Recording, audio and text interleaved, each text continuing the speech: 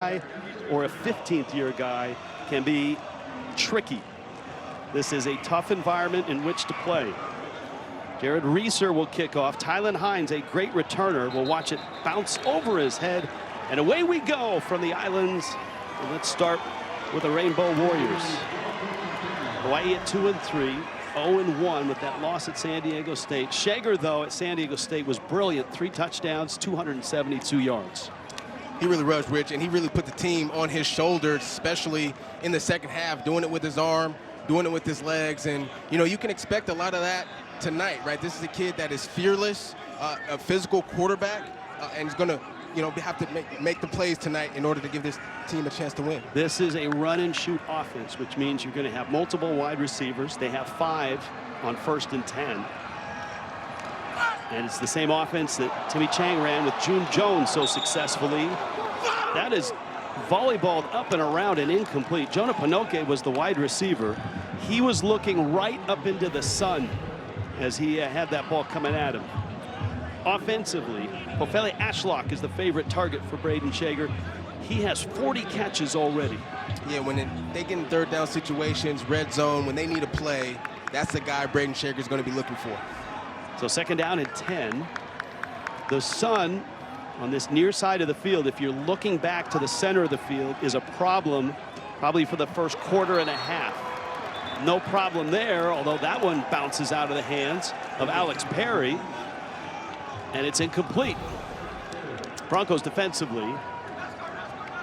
Up front, Ahmed Hassanin is terrific, the senior defensive end. Leading the league, the Mountain West right now in sacks, had 12.5 sacks last season, and he'll be playing at the next level, no doubt about it. So Shager's hit 2 receivers in the hands, and it's 3rd down and 10. Has time against that Boise pass rush, fires over the middle, and it's caught there and then dropped. Nick Senecal couldn't hold it. A flag is down back in the backfield, and Shager may have been hit late. My goodness, 3 drops in the first 3 plays. Offense, number 66. That penalty is declined. It's 4th down. Things could not have gone any worse for Hawaii in that first sequence. You know, one of the things that Timmy Chang talked about that he was a little bit disappointed in his team was the drop passes. Last week against San Diego State, 6 drop passes in that football game. They've had struggles with the football so far this season as we look at the holding penalty there in the backfield. But, you know, these receivers are going to have to make plays for Braden. He can't do everything if they want to beat Boise today. Cooper Jones is deep, and Jones fields it, sidesteps one, up the sideline, spun out there, and the Broncos will get the football right at the 35-yard line on a 40-yard punt from Hawaii.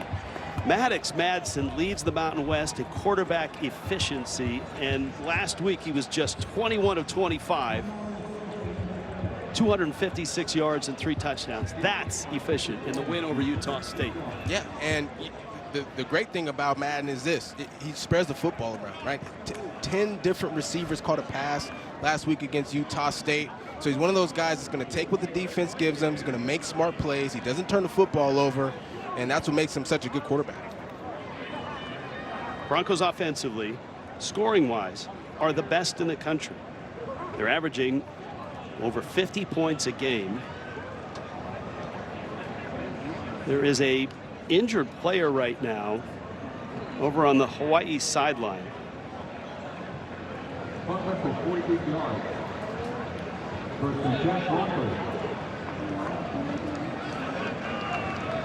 With Chang standing and the training staff kneeling. There's an injury. We might need it. Watch number 1, Black.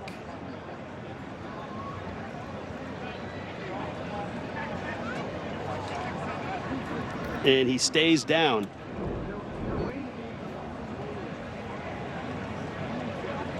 And we'll take a timeout. Scoreless here. Hawaii had the first possession. Boise State ready for their first possession. Peter Manuma, the fine corner for the Hawaii Rainbows, is the player that is down on the sideline. We showed the replay. He made the initial hit on that return by Cooper Jones of Boise State. Started to get up and then went down. The training staff was there immediately. And Manuma is up. Looked like he dropped his head on the tackle. It's always dangerous there when you get your head in it. That's why when you get taught to tackle, you want to keep your head up. Look at this right here, Rich. See how his head's kind of down, kind of hits him with the top of his helmet right there. And he's a veteran tackler, Robert. He led the team in tackles last year, had 87 of them, 60 solo. So the first touch for Boise State, the first touch for Genty, and he burst through the backfield into Hawaii territory. We'll see where they mark him. It's going to be actually just shy of the 50, but Ashton Genty is in the house and already 13 yards on the first carry. Just patient. Sees a crease right there in the middle of the defense and bursts through for a nice start to the drive for Boise State. And he's playing behind a defense or an offensive line that's been banged up. They're missing Mason Randolph, Roger Carrion, their center and their right guard. And that one is going to be just a yard as Matangi Thompson gets in there to make the hit. So 2 touches for Genty already. This offense for Boise State, we focused on Genty, we talked about Madsen, but Cameron Camper on the outside is starting to come around for a wide receiving group that's been banged up somewhat. Yeah, they're wanting to open up this passing game a bit, and the wide receivers have had, some injuries really since training camp, and it'll be a big part of their offense in today's game plan, getting the pass game going. 2nd down and 9. That's Camper in motion. Genty again trying to bounce outside. Hawaii got a hat on him. He's going to get to the 46-yard line, but that's exactly what Dennis Thurman and his Hawaii defense want to do. They just want to contain Genty and not give up the 50, 60-yard runs. Logan Taylor is probably their best tackler right now out of the linebacker spot. Yeah, number 16, their unquestioned leader on defense. Coach Thurman made the joke. You can hear Taylor before you see him. His vocal leadership is unquestioned. All right, you got 3rd down and 5 now. Little play action. Madsen, little pump fake, fires it down the sideline, and it's caught there. It's Camper, and he's down to the 13-yard line. On target is Maddox Madsen, and Camper went up and made the grab. How about Cameron Camper, 6'3", 197 pounds, showing off the speed and the athleticism to get the ball at its highest point. He's one of the playmakers now at this wide receiver spot that they want to continue to get the ball more. Transfer from Indiana when he arrived. He fit right in. That was a 32-yard gain. And Genty straight up the gut. Elijah Robinson made the first hit. He's down to about the 12-yard line. So defensively, Rich, it's interesting. It's going to be about the discipline, for these linebackers and defensive line. They feel like, they can make some plays against the run game, but when the big runs happen, it's likely because somebody was out of their gap, right? So the discipline is going to be important tonight. 2nd and 7. Genty in the backfield. Madsen, lots of time. Looking, hit, and dropped. Deion Washington for Hawaii, and that's going to lose a couple yards, and this is going to be 3rd down and about 9.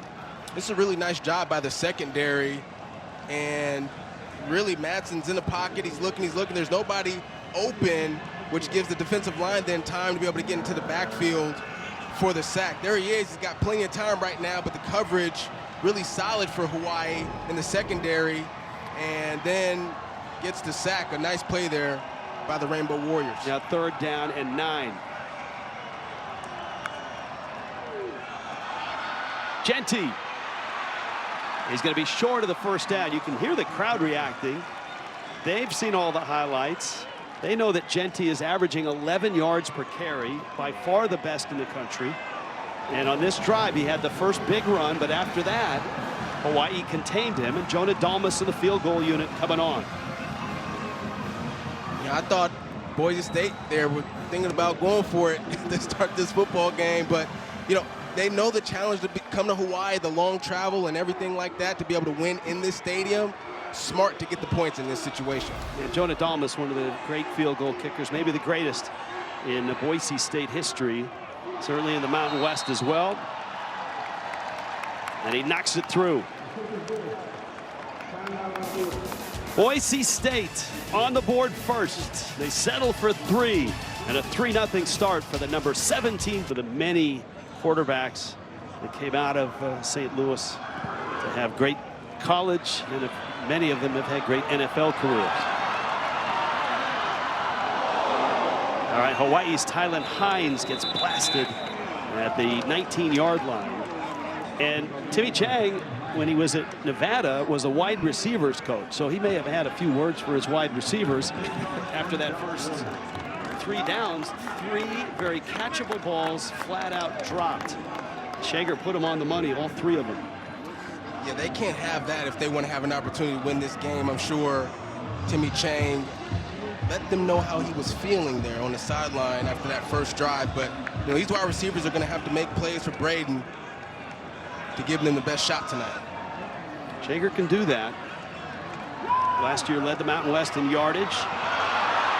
And Shager busted up the sideline across midfield, and a big run there. Andrew Tubner caught him. He can run. He's an athletic quarterback, 6'3", 220. There is a flag down.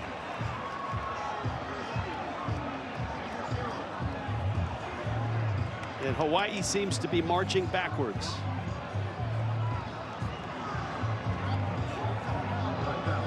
It was a 38-yard run, and it's all coming back.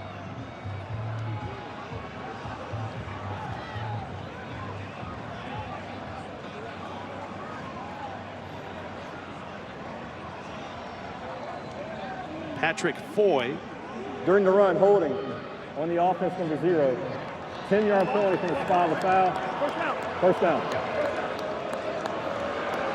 So it's still a first down. It's a spot of foul marking. This is Alex Perry. You're going to see at the top of your screen. And he's doing a good job, but right there, just got to let go of the shoulder. So that's what the referee saw, didn't throw the flag. That's 4 huge mistakes by wide receivers in 4 snaps. You mentioned Coach Chang coaching wide receivers at Nevada. Romeo Doubs now with the Green Bay Packers. Elijah Cooks also with the NFL. Had Torrey Horton there as well. Absolutely. So Shager to the air and to the sideline, and it's caught there. Nick Senecal. So there's the first completion, and this is how Hawaii moves the ball. They play with the run and shoot. Devised, June Jones, of course, was a guy that was at the front. Mouse Davis originally, long ago, at small Portland State. Chang ran it. Colt Brennan ran it. Nick Rolovich ran it as quarterback and as a coach. And Shager again, and he's hit and popped short of the first down. Tubner and Oladipo made the hit, and let's see where they mark it. Shager looked like got a little shaken up on that play. See him bending over. See the numbers that he's amassed, and he hasn't had the best. I mean, look, he's been part of a rebuild, so didn't have the best cast around him. They do have a nice receiver room and an offensive line that's been pretty good. As we said, this is the best team that Timmy Chang has had in year 3. Boise, #1 sack team in the country, and they get to Shager. And Braxton Feely gets a hand on the throw. And the decision here, if you're Hawaii, it's 4th and 2. You don't want to keep giving the football to Ashton Genty in the offense of Boise State, but Timmy Chang got the punt unit coming on. This is a wise choice to punt this football, Rich, because you're in your own territory right now, and if you don't convert this, I mean, Boise State's putting up 50 points a game, so you don't want to give them the advantage of a short field here.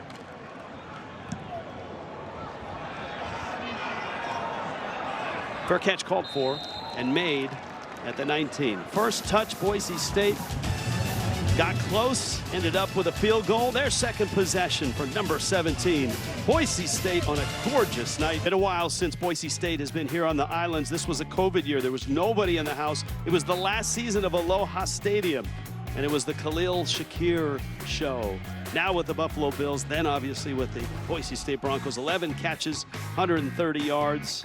Andrew Van Buren went for 113 yards. Broncos won it 40-32. That stadium would be condemned before the following season, which forced Hawaii to move on campus. As this series picks up, Boise State heavily in the lead. They've won 15 of 18, 5-0 in the Mountain West against Hawaii. Second possession, Boise State, Maddox Madsen, Ashton Genty. And Genty busts across the 25, out to the 27. If you're just joining us, Genty is one of the leaders in the Heisman, not voting, but I guess dialogue and chatter and noise, and with good reason. His numbers are just astounding. 11 yards per carry, 206 yards per game. He's run for over 1,000 yards on just 95 carries. Nobody's gotten to 1,000 yards quicker than Ashton Genty. He's been spectacular all season long, Rich, and you'll see a heavy dose of him tonight. And well over 600 of his yards. Ball's on the floor, and I think Boise State has it. A lot of his yards come after contact. That fumble came after contact, but it was Madsen who scooped it up. There is a flag down.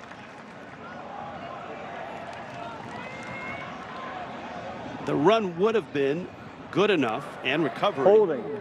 Offense, number 65. 10-yard penalty. Still second down. For a first down, but it's all coming back. That's right tackle Hall Schmidt, one of the anchors of this offensive line.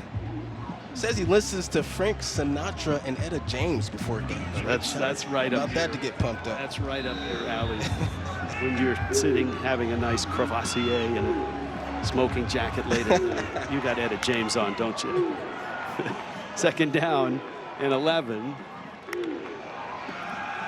Genty in the pattern. This one goes to Cameron Camper, and the Indiana transfer is out close to the first down, about the 28-yard line. Cam Stone made the stop. This is a really good offensive line. I told you they're missing their center, Mason Randolph, their right guard, Roger Carrion.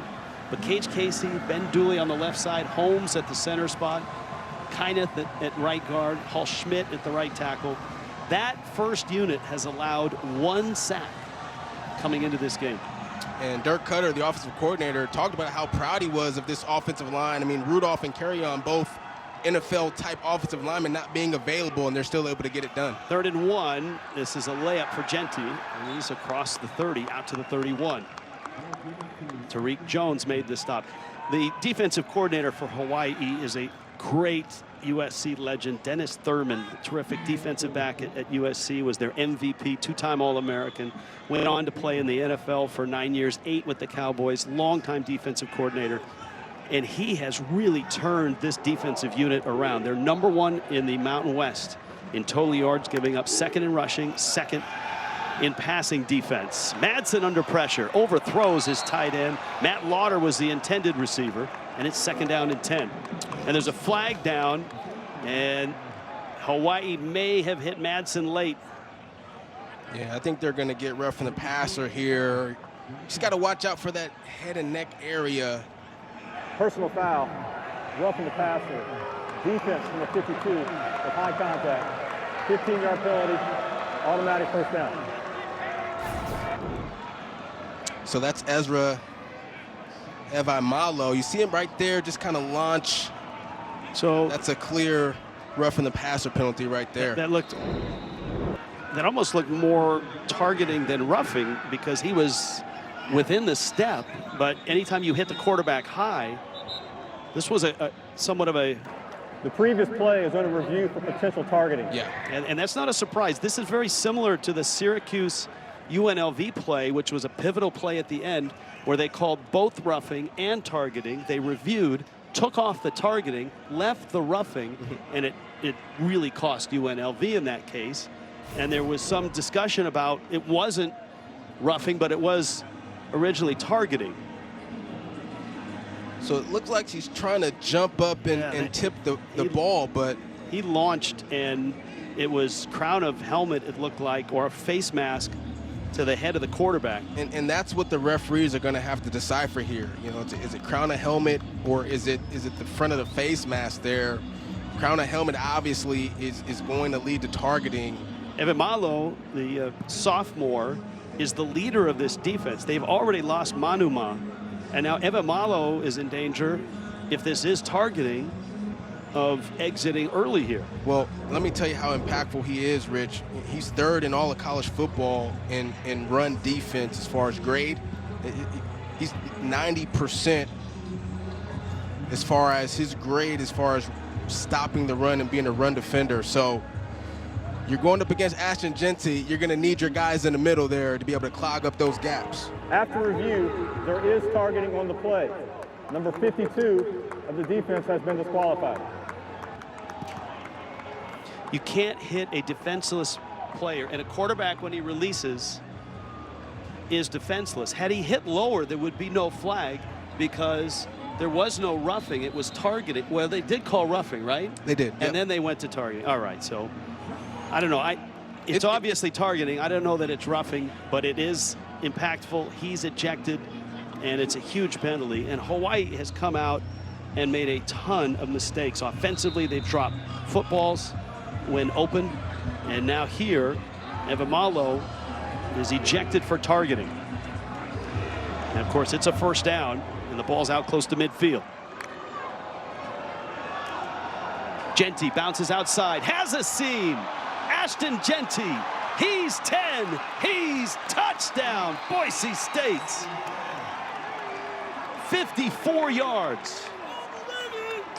You make a mistake, he makes you pay. And right away, you recognize the impact of not having your best defensive lineman in the game. They run the football right to that right side where Evamalo plays, gets to the crease, bounces to the outside, stiffs arm the defender, and he's off to the races. One of the fastest running backs in all of college football. And, you know, Rich, it doesn't take Ashton Jeanty very long to get going in football games. 93 yards, 8 carries already. And he's right at his average, 11.6 yards per carry. And the Broncos, Hawaii, a big mistake. The Broncos, a big play. Ashton Jeanty, for you staying up late, what a treat. The Heisman hopeful. Ashton Jeanty is close to 100 yards on just 8 carries. And number 17, Boise State, off to a strong start here. Remember, the targeting play kept the drive going and allowed Jeanty to get rolling. 12 plays of 50 or more. And Jeanty himself now has, what, 5 plays of 50 or more this year? Absolutely, yeah, he does. And it doesn't take him long to get going, like I mentioned, Rich. Excuse me, 7. Yeah, 7. 7 50-yard runs or more to the house. And, I mean, think about this. 2 games ago against Washington State, he takes a 64-yarder to the crib just 3 minutes into the game. And then first play of the game against Utah State last week to the house, 63-yarder. That's quick. CBS Sports Network, AVP Beach Volleyball. Some of the best duos in the country leave it on the sand tomorrow at 3 Eastern. They actually have a beach volleyball stadium here tucked away in the corner from this on-campus facility. So Hawaii needs to straighten up and fly right here. Receivers have been dropping balls. A key holding call on Alex Perry, another wide receiver on that last drive, short-circuited their offense. And they'll run it for the first time. Cam Barfield. And he's going to lose 4 yards.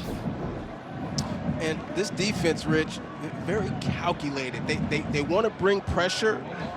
They don't bring pressure all the time, but once they sort of feel like they are starting to have the advantage and they get a lead early in games, you'll start to see Boise State blitz a lot more. Max Stiege, the German, the sophomore who's been really good for them, made that last stop. 2nd and 13, and Shager hits Perry with the catch, and he's hit out to 27. Let's see where they mark it. This will bring up a 3rd down and probably 8.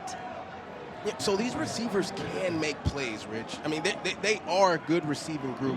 It's just about the discipline, and it's just about being consistent. If they can be consistent, boy, this team could be different as far as their overall record so far this season. Remember what Timmy Chang told us yesterday. If we're going to beat Boise State, we have to clean up all the little things. And they are far from that in this one. That may be a 5-yard gain on this flag. Offense. No, it's going backwards. 5-yard penalty. Third down. And just another example right there, right? They finally get something going. They get a catch. They're in a third and manageable situation. Boom, a false start penalty pushes them back 5 yards. Now they're behind the sticks in a third and long situation, putting all the pressure again on Braden Shager. So it's 3rd down and 12 now. Tylen Hines, who they will throw to, is in the backfield with Shager. Broncos look like they're going to bring pressure, and they rush 4. Shager has to step through 1, fires it over the middle, and Senecal down, and a diving catch, and Hawaii has a 1st down. They move the sticks. And this is one of the areas where Shager's really improved, navigating the pocket, avoiding pressure. Nice job by Senecal getting his hands under the football right there, avoiding it then to hit the ground. It's a nice catch by Nick Senecal.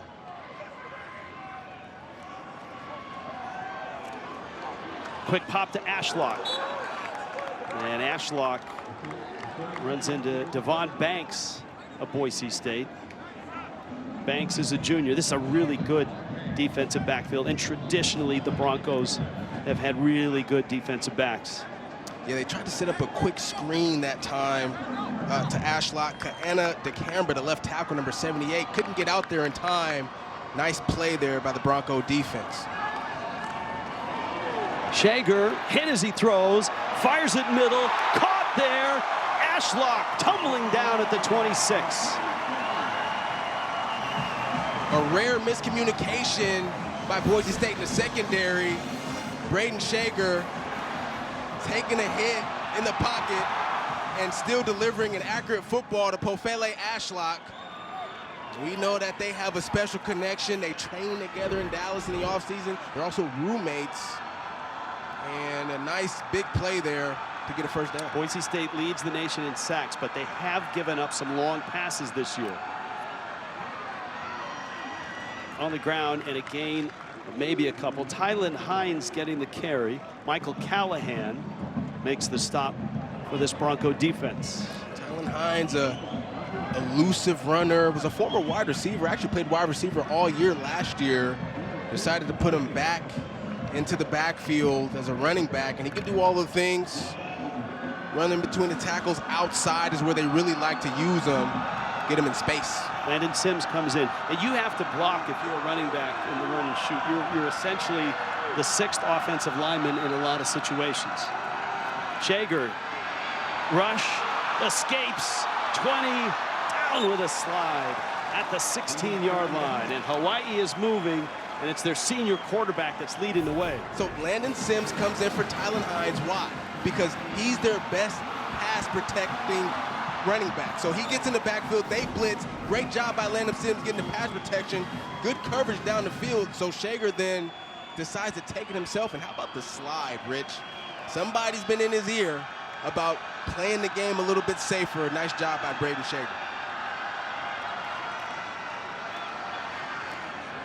And that's Sims down to the 15. Jaden Version Morgan made the stop for the Broncos. Well, Shager is out of Dallas, Highland Park High School, and of course a lot of big names that have come out of there. Clayton Kershaw, Matthew Stafford, Scotty Scheffler. There's a long line of pros in many sports.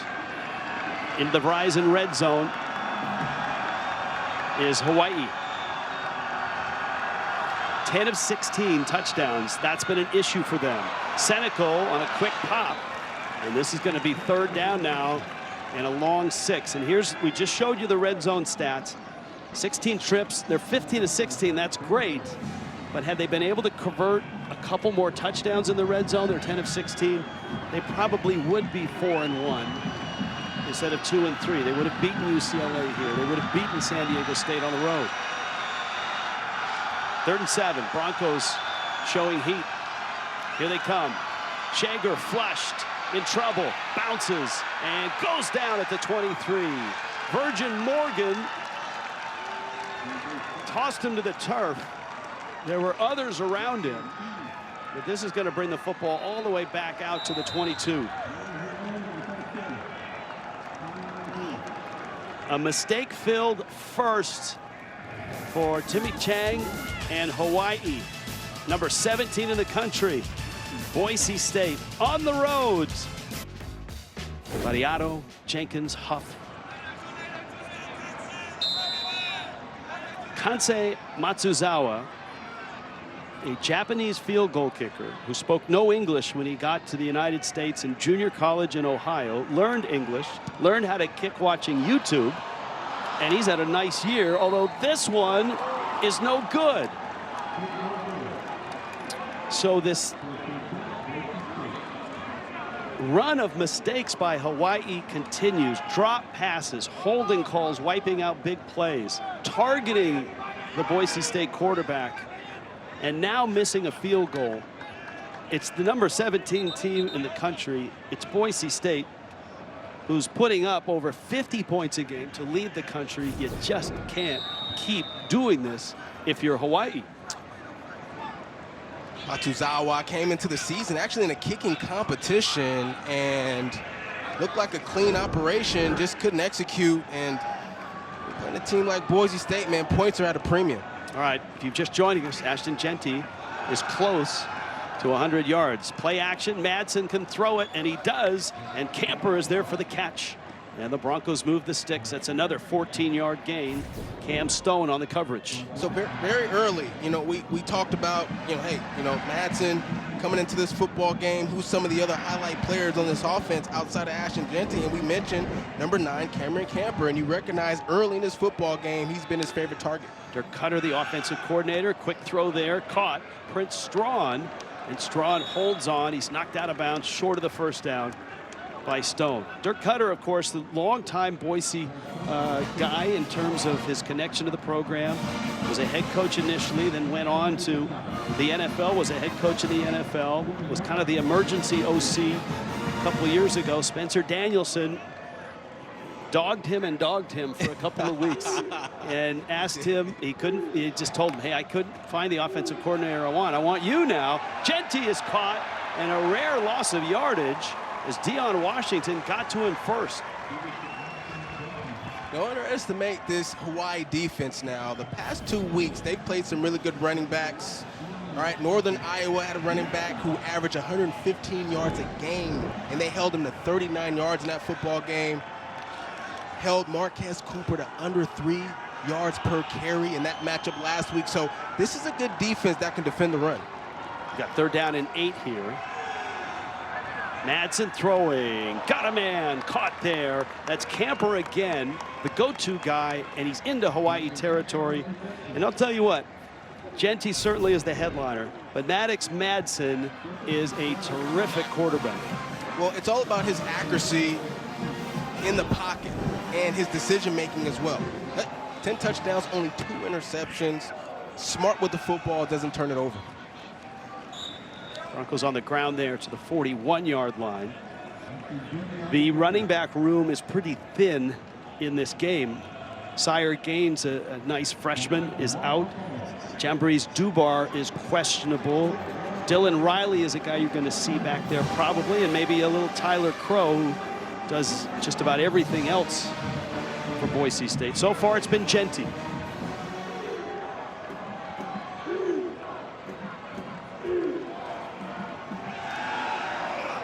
Madsen, little throw there. That's Louder, the tight end, and he escapes for a gain of almost 10. Jemai Otis made the stop for Hawaii. And Dirk Cutter loves these tight ends. I mean, the one thing that they have in common that they can all do very well is block.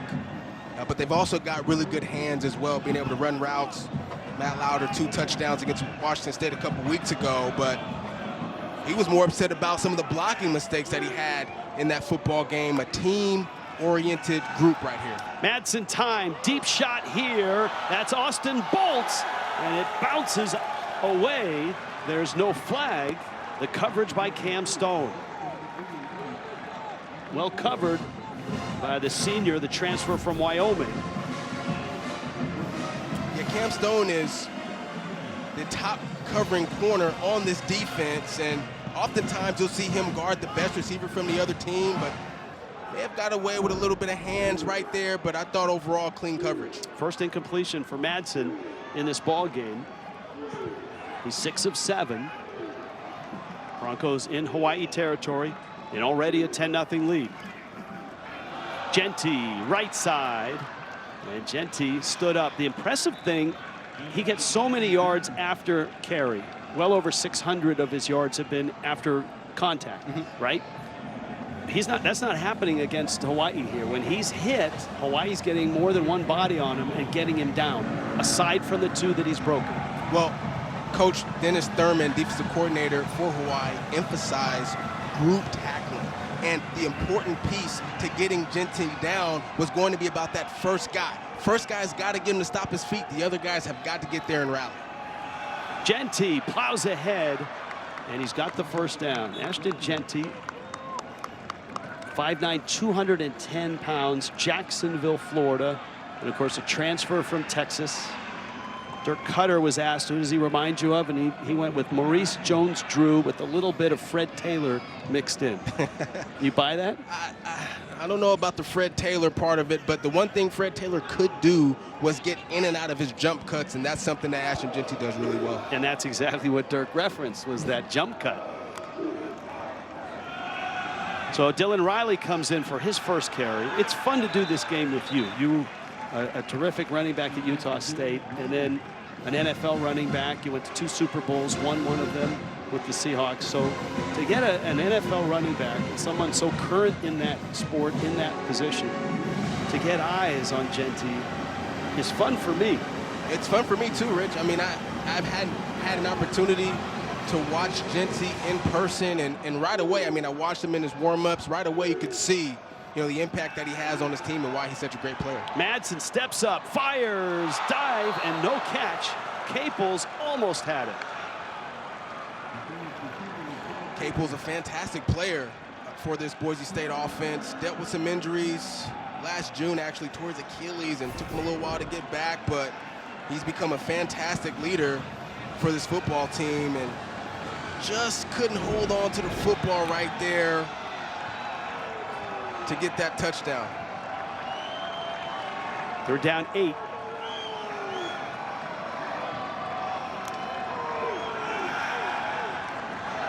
Madsen so good in the pocket, and he escapes the pocket here. Gets to the 15. He's short of the first down by 3 yards. Jalen Smith made the stop. And the Broncos settle for a field goal, or with a 10-0 lead, they go for it on 4th down and about 3. Well, when they had the 4th down situation on their first possession, Rich, I thought, hey, maybe Danielson would get a little aggressive and go for it. Wanted to take the points and take the safe bet. I think right here it's a good decision to go for it here on 4th down. Don't be surprised right here they give the ball to Ashton Genty. Genty back in the ball game. Caples in motion. Gonna throw it. Madsen fires, caught. That's Louder, and he's got the first down by a couple of yards. That's a nice throw. Louder has been a big target. He's closing in on 20 catches this year. Boy, that was a great catch by Louder, but watch Cameron Camper come open. He's gonna want this one back. Cameron Camper came open in the middle of the defense just as he was throwing the football to Matt Louder, but how about the one-hander there by the tight end getting the first down? Broncos can get a first down just outside the 1. Bolt in motion. And Genty hit there by Stone with some help from Wyndon Hohohuli. That's a gain of about 4. Here's what you were looking at. So he's in the pocket, he's looking, and look at Camper standing right there in the middle of your screen at the end zone, wide open. Boy, when Madsen sees that one on film, he's going to want that one back. Second down 7. Madsen again. Flushed. Hit. Fires. End zone. Is it caught? Yeah, I believe so. The officials are still not in agreement, and 4 of them huddle. Broncos say touchdown. Hawaii says no, it's a touchdown. And it's Camper and an 8-yard throw. Boy, Cameron Camper is just exploding right now. Well, he missed him on the fourth down play, but he was going to ensure that he didn't miss him here. Let's see if it hits the ground at all. Ooh, that's going to come back. That is. That's going to come back. That's going to be reviewed. You can hear the crowd just saw the review up on the scoreboard.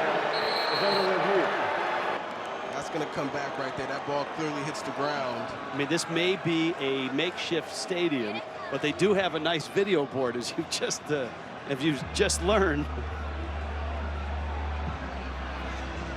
Yeah, that looked like the ball hit the turf as he was making the catch.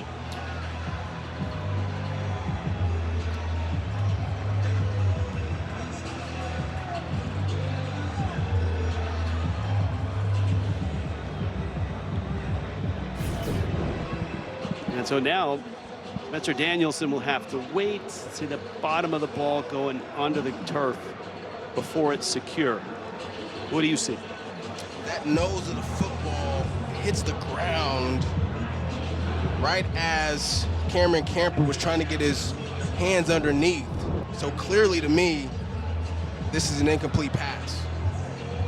And I should note that the video board they have here was actually brought over from Aloha Stadium, which was condemned back after the 2020 season. Not the video board, but the stadium. And it's still standing, which boggles the mind, because they do have plans to build a new Aloha Stadium, but every year it gets pushed further and further out. Right now, 2028 is the target date. Well, but it's still, the Aloha Stadium is still standing out there. They've got to take that down before they even start to build the new one. And there's the board. It made it out here. Right. And I've got some fond memories, Rich, playing After review, is an incomplete pass. It'll be third down at the 7.5-yard line. So there's the call. But yeah, I've got some fond memories playing at Aloha Stadium. It's a very memorable game, 2011. We come back, we're down 24-7 in that football game and a half. Rich, come back and win that game and get ourselves to a bowl game for the first time in 30 years. Third down situation here for Boise State. I don't think you run the football here with Ashton Jeanty, but Cameron Camper has found a way to get open early in this football game, and him and Madsen have gotten a good connection to start off this ball game. I look for him to look for number 9 here in this situation. According to his offensive coordinator, Dirk Cutter, Jeanty is a good receiver and runs good routes. They just don't throw it to him often. They'll hand it to him here. And he is spilled down at the 5. Elijah Robinson made the stop, gain of 3. That's not nearly enough. And the field goal unit, led by Jonah Dalmas, is back out. Well, you can't argue with giving it to your best player and seeing if he can make a play. He's converted on a couple third downs already in this football game. And right there, who wouldn't trust Ashton Jeanty with the football in a third down situation? 23 yards here. Dalmas has made 86 of these in his Boise State career, and he knocks that one through. The kick is good. Timeout on the field. So Hawaii limits and maybe to some extent Jeanty's Heisman hopes are hinged a little bit on Oregon's success. Remember, the Broncos went to Eugene, outplayed the Ducks, but 2 returns, a kickoff return, a punt return, and then a last-second field goal. That is how Oregon beat Boise State. The back judge is down right now. And this is not where that last play was. The back judge, this is all the way on the other side of the field. Gregory Rattler Jr. is the back judge. And the Bronco trainers, that's the Boise State sideline, are taking a look at him.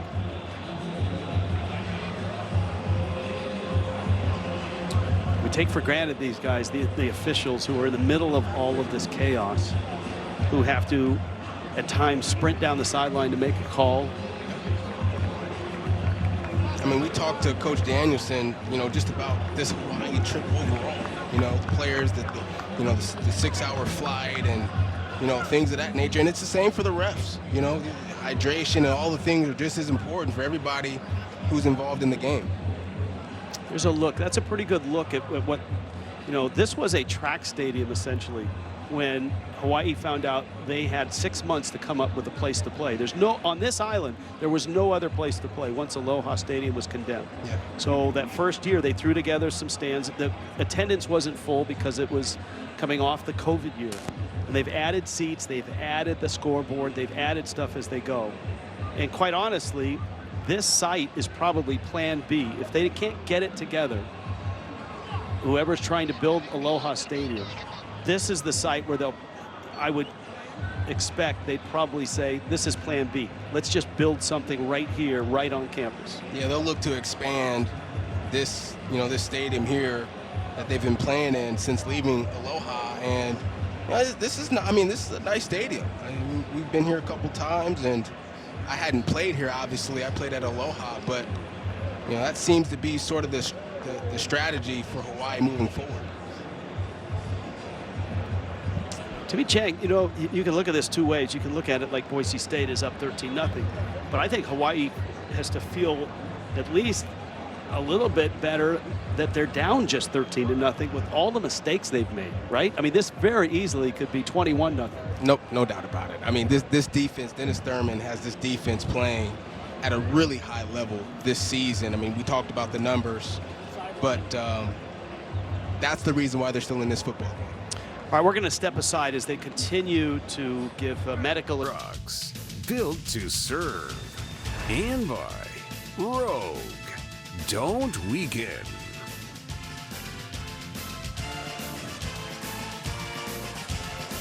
Last game of the night in college football. Number 17, Boise State on the road and on top 13-0.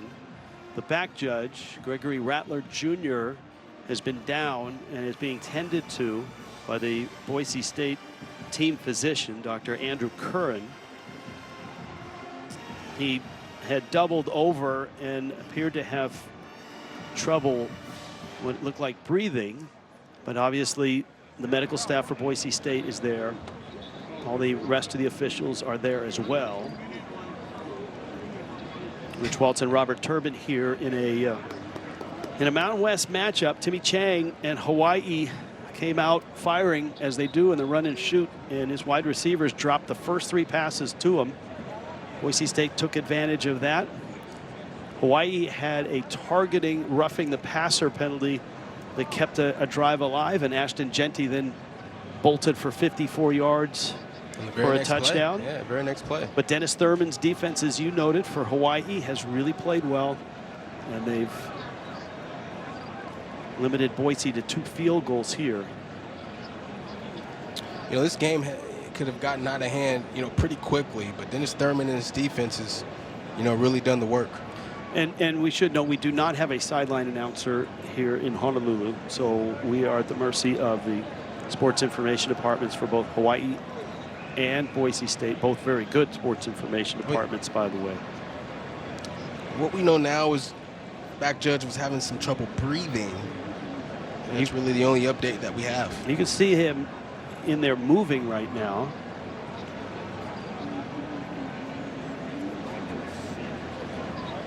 And this is a look, you talked about the challenges for Spencer Danielson and Boise State, traveling here, humidity and all that.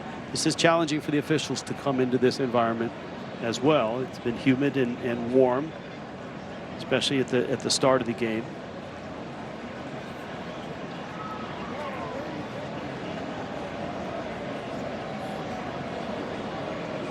There is an ambulance arriving on the scene. So in this situation as a player, this is where your leaders and really your strength and conditioning coach is really impactful in this situation, keeping the guys loose. You see Braden Shager, he's on the sideline right now throwing the football, trying to keep his arm loose. moving around, moving your feet, things of that nature, so you can stay a little bit locked into the game. The one report we have from the field is that our back judge, Gregory Rattler Jr., is alert, and they will take him to a nearby hospital for observation. And we'll return to Honolulu after this. Right here. Come in for observation, and he's on his feet, and he said no to the stretcher, which I think is a pretty good sign. Moving on his own, got the blood pressure cuff on, and he says, I'm walking in there. I'm not going in on the stretcher.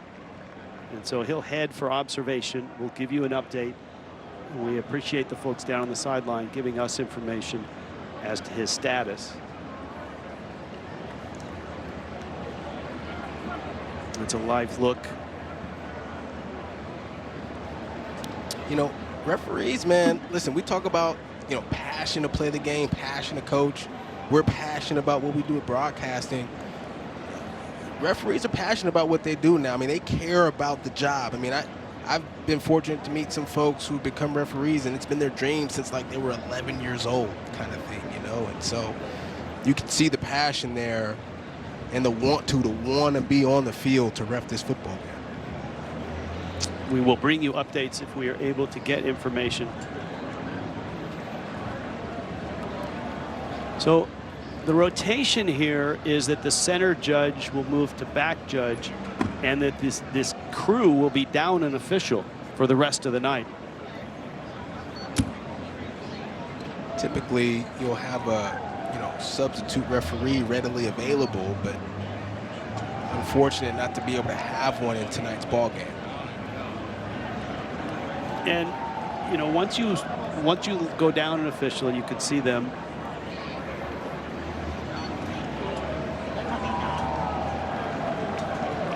They're huddling up. They're kind of discussing now what the plan is moving forward, how they're going to navigate being down, one referee. And when you lose an official, you have to cover, the others have to cover a little more ground. Right.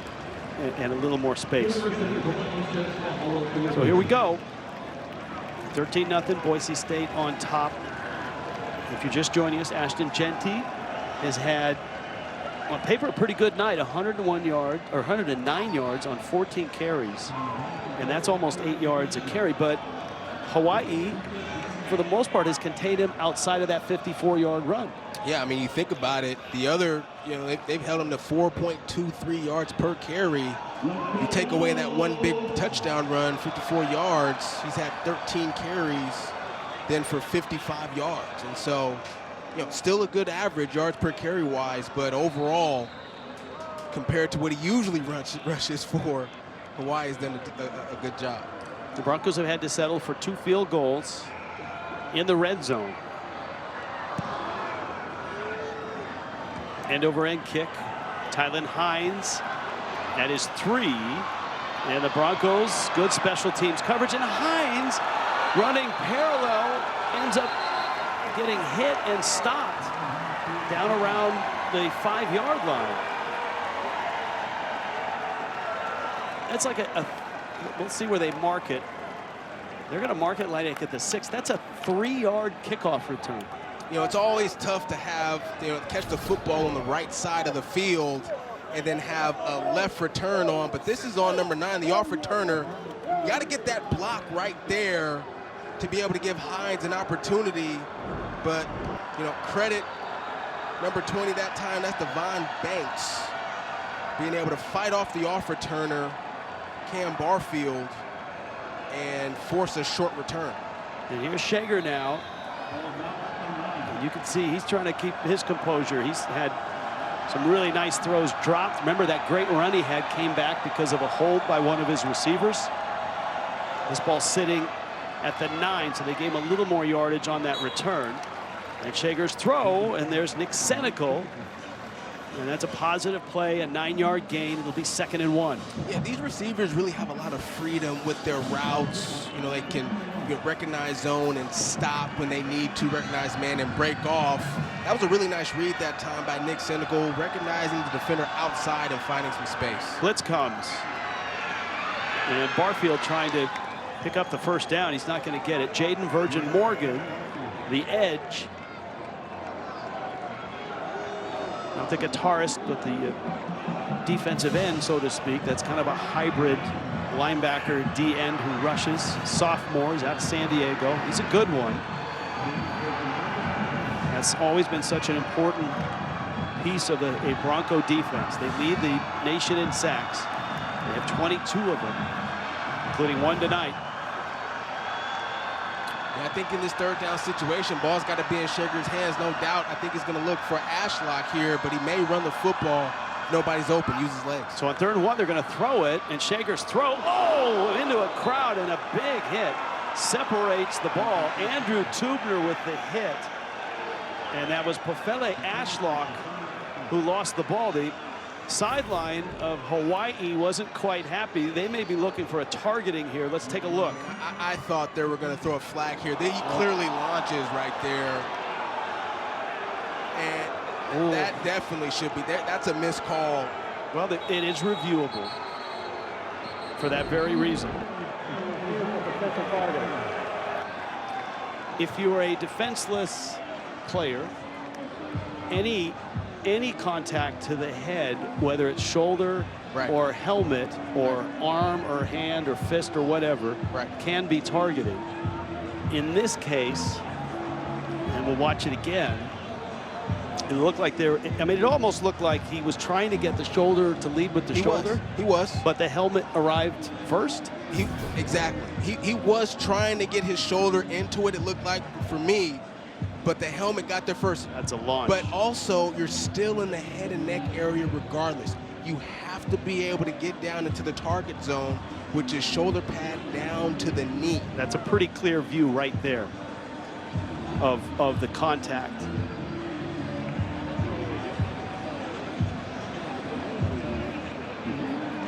I mean, Tubner, one of the leaders of this football team, no doubt about it. He's a physical player, but has to be able to. After review, there's targeting on the play. Number 34 of the defense has been disqualified. It'll be a 15-yard penalty in the previous spot. Automatic first down. I think you have contact to the head for a defenseless player, and you have a launch, which adds up to targeting. Yeah, see, he launched upwards when he was trying to defend that play that time, and I mean, it's disappointing, you know. And Tubner doesn't come off the field for Boise State. Ever. I mean, he is like the rock of their defense. And so both teams now have lost key defensive players. It was Ezra Evamalo on the front line that was ejected for Hawaii for targeting, and now Tubner for Boise State. Tubner is the green dot for the defense at Boise State. So now that responsibility is going to go to number 21, Zion Washington. And it gives Hawaii a first down. There's 5:40 left in this first half, which has taken a while. Shager is caught, and he's going to get dropped.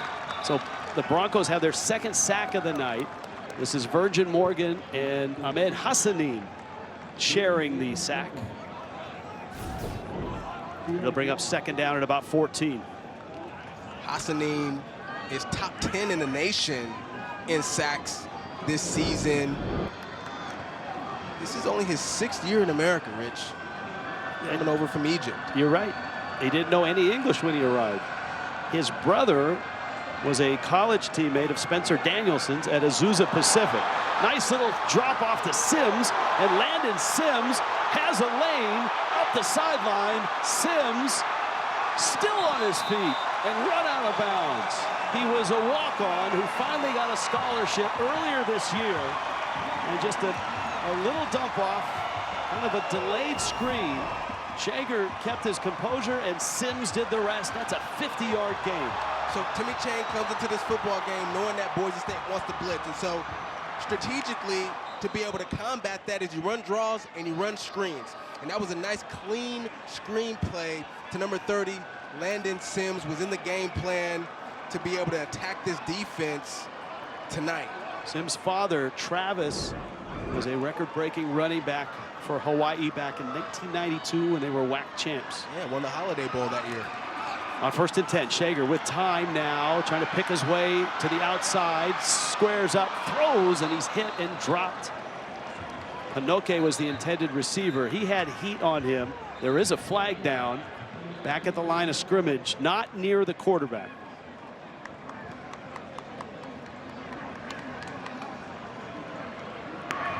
Holding on the offense, number 59. 10-yard penalty from the previous spot. 2nd down. Kuau Peopa, the senior. Always tough when quarterback sort of is trying to make a play, gets outside of the pocket. As an offensive lineman, as we look at the replay here, you're going to see him at the bottom of your screen right there. See, not expecting Shager, doesn't know he's going to roll to his left. I didn't really see much right there on the holding penalty, but as an offensive lineman, you're expecting your quarterback to stay in the pocket. When he releases, that's when you start to see those holding penalties. So it's 1st down and a bunch. Broncos show blitz. Shager flushed, escapes, looking downfield. He'll keep it and tuck it, and is blasted as he steps out of bounds. No flags. That's right in front of the Boise State bench. You see where they mark it, just shy of the 20-yard line. That's going to be a gain of maybe 8 or 9. This looks pretty clean, and it is. He's still in the field of play. Shager takes a lot of hits. He does. I mean, look, this guy, and you said at the outset, you think he's got NFL potential. No doubt. He plays in an offense that doesn't really have a running game. And he's made some nice throws that have not been caught tonight. And he's done it under duress most of the night.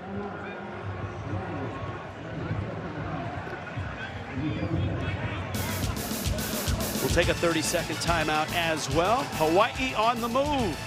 3.5 left. Okay, trainees, let's work on our fast. CBS Sports celebrates Hispanic and Latin pioneers of change and recognizes the history, cultures, traditions, and impact of the communities during Hispanic Heritage Month. Hawaii's on the move. 13-0. Number 17 Boise State on the road in Honolulu.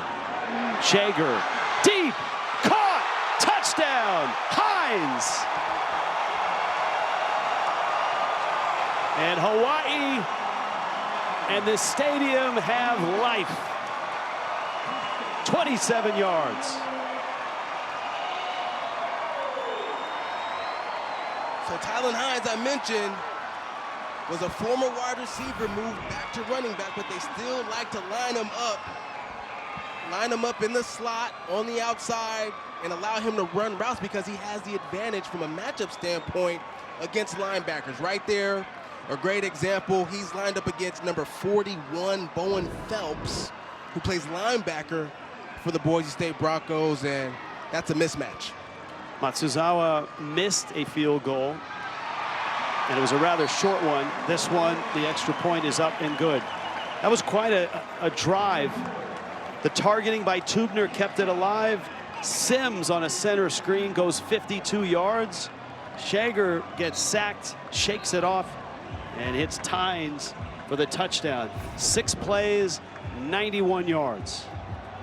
You're going to see Tylen Hines right there in the slot, line up against a linebacker, just gives him a little in and out, and it's a mismatch, Rich. He beats him to the end zone, and this is the same way Hawaii got their first touchdown last week against San Diego State. Tylen Hines was in the slot on the left side.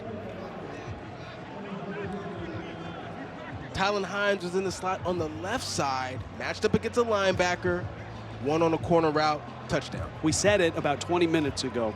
Hawaii fortunate to be down just by 13 points with all the mistakes they've made. They had 2 red zone stops that forced field goals. And now, all of a sudden, with a long scoring drive, they're within a touchdown of number 17 Boise State.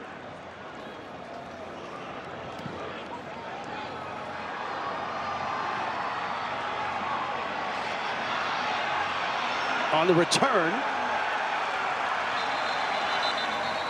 And look at the juice now that Hawaii's playing with. Dylan Riley with the return. And now the Broncos get it back. And here's Ashton Genty's night if you haven't seen it. Well, he took the first play 15 yards for first down, and the yards after contact, see how hard it is to be able to get him on the ground. Hawaii doing a pretty decent job, but here it is right here, the game-breaking speed and ability to take it to the house from anywhere on the field. 14 carries tonight, 109 yards, averaging just 8 yards a carry, and he's got the touchdown. You take away that 55-yard run, and that average per carry drops down around 4 or lower. And you can hear this crowd responding. They know that Genty's in the house. They've been talking about it all week here on the islands. And Dennis Thurman's defense right now is playing with emotion. You know, I asked Dennis Thurman, I said, what needed to change about this defense when you became the defensive coordinator? He said, listen, historically we've been a bend-don't-break type of defense. We needed to come downhill and be more of an attacking mindset type of defense, and it's made a huge difference this season. Yeah, and Genty, who gets so many yards after contact, they have put multiple hats on him throughout the night. Madsen's had a good night throwing the ball. Little crossing route here, and that's Matt Wagner, one of the tight ends. He's out across the 30. That's a nice pickup. That's the thing about Madsen. If the Broncos are forced to throw to win a game, he can do that. And I think Hawaii is going to be happy with that. The game plan for Hawaii is, hey, let's make Madsen beat us, not Ashton Genty. And you give Madsen an opportunity, though, he can dice you up. Cameron Camper's been his favorite target. He's back again, firing again. Caught there at the 42, and it's Camper to the 43-yard line, another 12 yards, the 2-minute timeout. Broncos on the move, final moments, first half, up 13-7. Dude, this thing is awesome. Tariq Jones, the Hawaii player, coming off the fields, was down for a while. Good to see him up. 2-minute timeout in the first half. Boise State at 13-7 lead. Busy, and great college football Saturday. That's why we've got the Verizon halftime report. It's coming up. Brent Stover, Beanie Wells, Kevin Carter, yeoman's work. This is the 4th game here on CBS Sports Network. Plenty to talk about, including Oregon's 1-point win over Ohio State, which is huge for Boise State. It's their only loss in a game where they outplayed the Ducks in Eugene and lost on a last-second field goal. This is Genty up and over, and Genty inside the 45. That's a run of about 14 yards. There's a flag down back at the 43-yard line, and this one's coming back. That's gut-wrenching for backs right there. Get a big run and get a holding penalty. It comes back. That's that you sound like a card Holding. carrying. Offense, number 85. 10-yard penalty from the previous spot. Still first down. A card-carrying member of the running back union, a spokesman for the running back union, talking about that. I'm sure that happened to you a few times, both in college and pros. And did you ever have a touchdown called back? Oh my! How many? Yeah, many. I'd probably say 7 or 8. Really? I mean, college and NFL together. Yeah, there's a holding penalty there by Matt Lauder. Typically a great blocker for this football team in the run. First and 20, shotgun. Madsen fires, sideline. It's a good throw there. Lauder, the tight end, sure hands. I believe that's his 3rd catch of the night. In the Bronco wide receiver room, you've got injuries still, right? Caples has been banged up. He missed last year, and he's still maybe not at 100%. And it's Camper who has kind of really emerged as the target and the go-to guy. And Lauder has as well. Those are the 2 guys that Madsen has really leaned on this year. Little flip. There's Genty with a catch. They get him in space. And Genty out across the 45, out to the 47. Malachi Finau makes the stop. It's 3rd down and about 8. And you mentioned Cameron Camper there right before that play. I mean, he's leading the team in receptions for a reason. And another good example of Genty right there. First guy can't make the tackle. He's the best at making guys miss. Broncos have all 3 of their timeouts. They're going quickly here on 3rd down and about 7. There'll be time left for Hawaii if they can get a stop here. Madsen straight back, fires short, and it's incomplete. And that does 2 things. Number one, it doesn't get the first down, and the incompletion stops the clock for Hawaii, who has 2 timeouts left. Well, Maddox is going to want that one back. He just didn't have enough on the football that time right there. And, you know, it's interesting because we talked to Dirk Cutter about Madsen. You know, what does he do well? What are the things he wants to improve on? He says sometimes, you know, he aims it a little bit where his accuracy can be a little bit off. And that was an example of it, I thought, right there.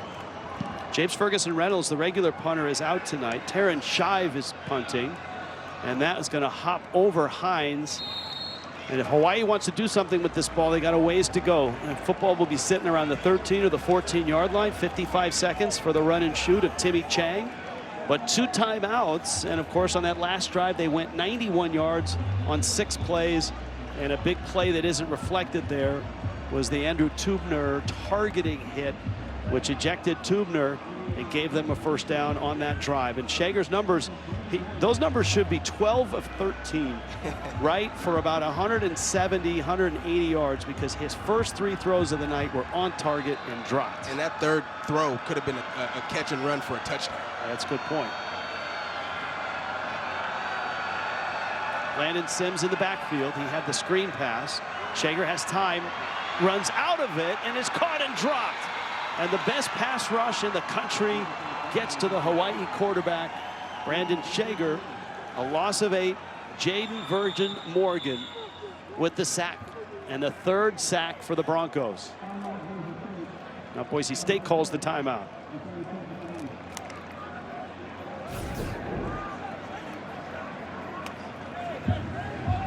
This is almost a coverage sack. Shager not able to find anybody down the field. And then Jaden Virgin Morgan gets into the backfield for the sack. That's his 3rd on the night.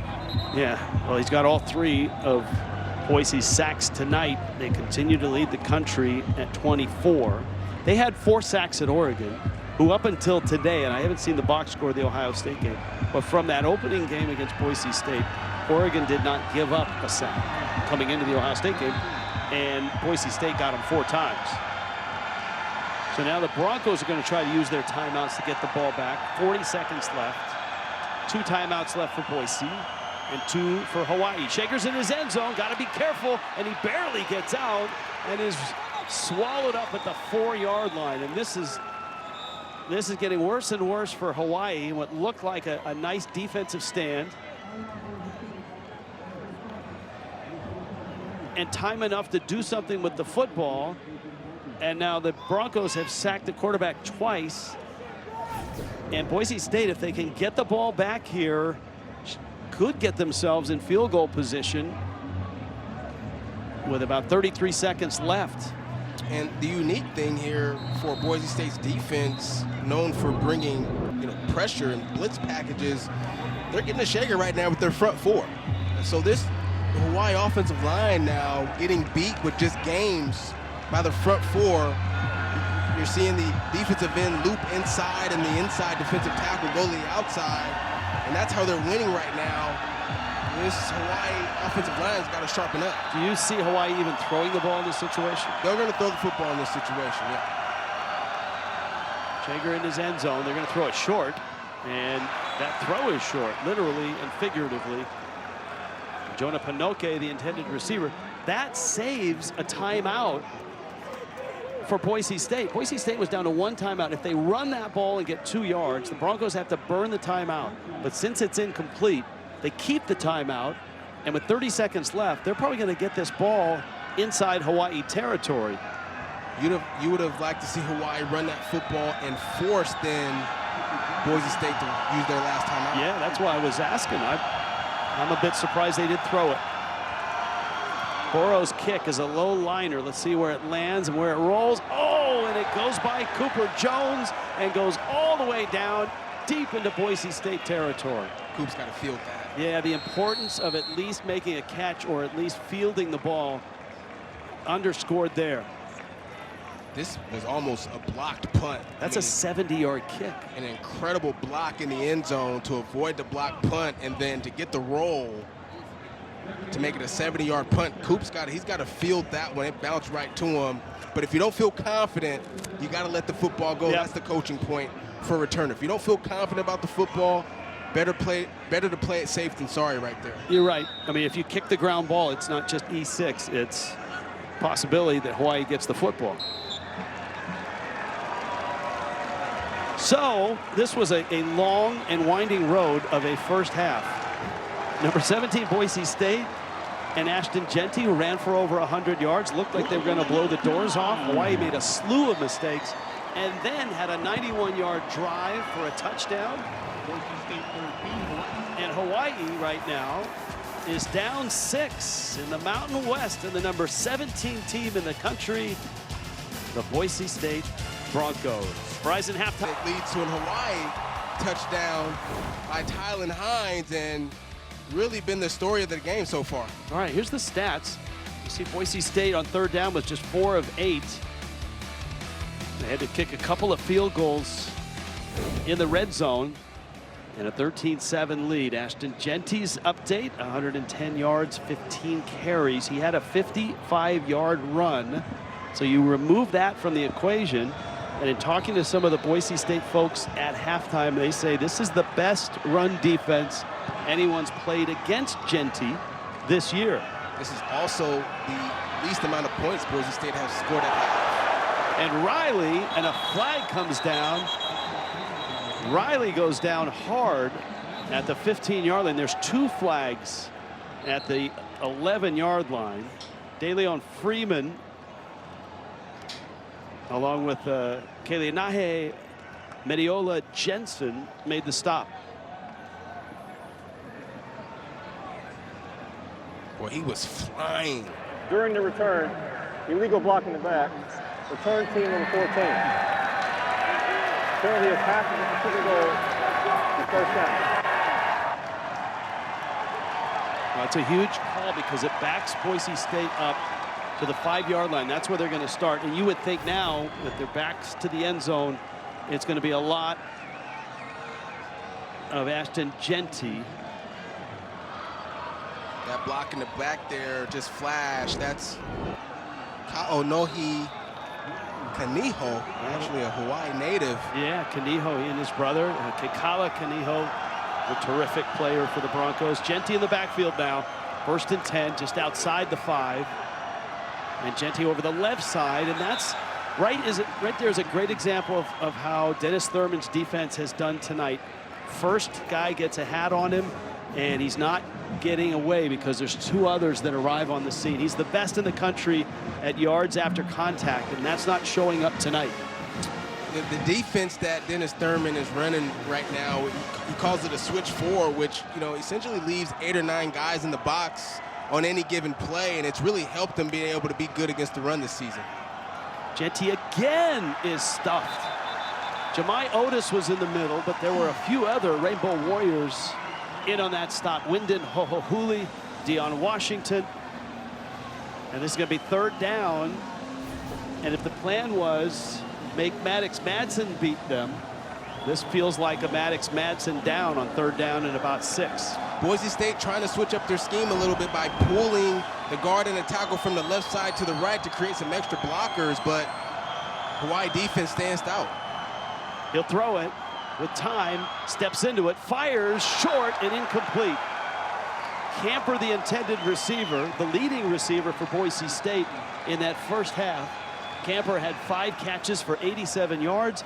And how about a 3-and-out for this defense? I mean, an awesome way to start this half if you're Hawaii, building on the momentum that you really set in the first half defensively as far as staying in the game and being good against the run. That's really the 2nd time Madsen has missed low in this football game on a 3rd down. Terrence Shive, that's a booming punt. That's a bomb of a punt. That's a punt that lands like at the 25-yard line. There's no flag. There is a flag back there. They may have hit the punter, and they did. The flag is down right at the goal line. Personal foul, roughing the kicker. Number 32 of the defense. 15-yard penalty, automatic First down. The first half and the first quarter in particular was filled with Hawaii mistakes just like this. Your defense goes 3 and out. You're going to get the football back, and this happens. You got a block called to try to put some pressure on the punter, but you got to be smart in that situation. If you're Solomon there, stay off the punter if you're not going to be able to get the block. It's as simple as that. And you turn a 3 and out where your defense now and Hawaii has so much momentum, so much advantage, and you give a high-powered scoring team the ball right back. And the football's out to the 26-yard line, and Genty and Maddox Madsen and the rest of the Broncos back in business. Madsen to throw. Lots of time. He's a good scrambler. And he races to the sideline untouched. He's going to pick up maybe 3 yards. Madsen, we asked his offensive coordinator, Dirk Cutter, to describe him. And he said he's a winner. He's not flashy, doesn't have the height, doesn't have maybe the big arm, doesn't do a lot of things that a lot of eye-catching quarterbacks do. He just does everything right, and he's a winner. Second down, play action. Quick throw, and it's short, and it's incomplete. And it was intended for Latrell Caples. And so this will be third down and about 7. You know, it's interesting, Rich, because you use the example of Madsen being like a point guard, 10 points, 10 dimes. Right. No turnovers. No turnovers. Right. Just dishing the ball to guys and taking what the defenses gives them. And Dirk really agreed with that analogy. Yeah, and when that guy comes out of the game, nothing goes right. Lots of things go right with him in the game. Madsen throwing on the run, and it's almost picked, and it's deflected and caught. I don't know if it's a first down, though. Let's see where they mark the football. Genty made the catch. It was deflected and almost picked by Palmer. And this is going to be fourth down and less than a yard at the 35-yard line. What a crazy play this is. And it's not a first down, and Boise State looks like they're going to go for it here. So it looks like Elijah Palmer is going to intercept this football, comes out, and Genty ends up catching it. He's going to get the ball right here as well. You would think on fourth and less than a yard, they're going to throw the ball, and it's caught, and that's a first down. Prince Strawn, how about that? They throw the ball on fourth and less than a yard, and a little inside look to Strawn, who makes his first catch of the night. That's a lot of trust in your quarterback right there in that situation. I'm really shocked at the fact that they didn't give the ball to the best back in the nation on a 4th and 1. Gutsy call. Nonetheless, they convert.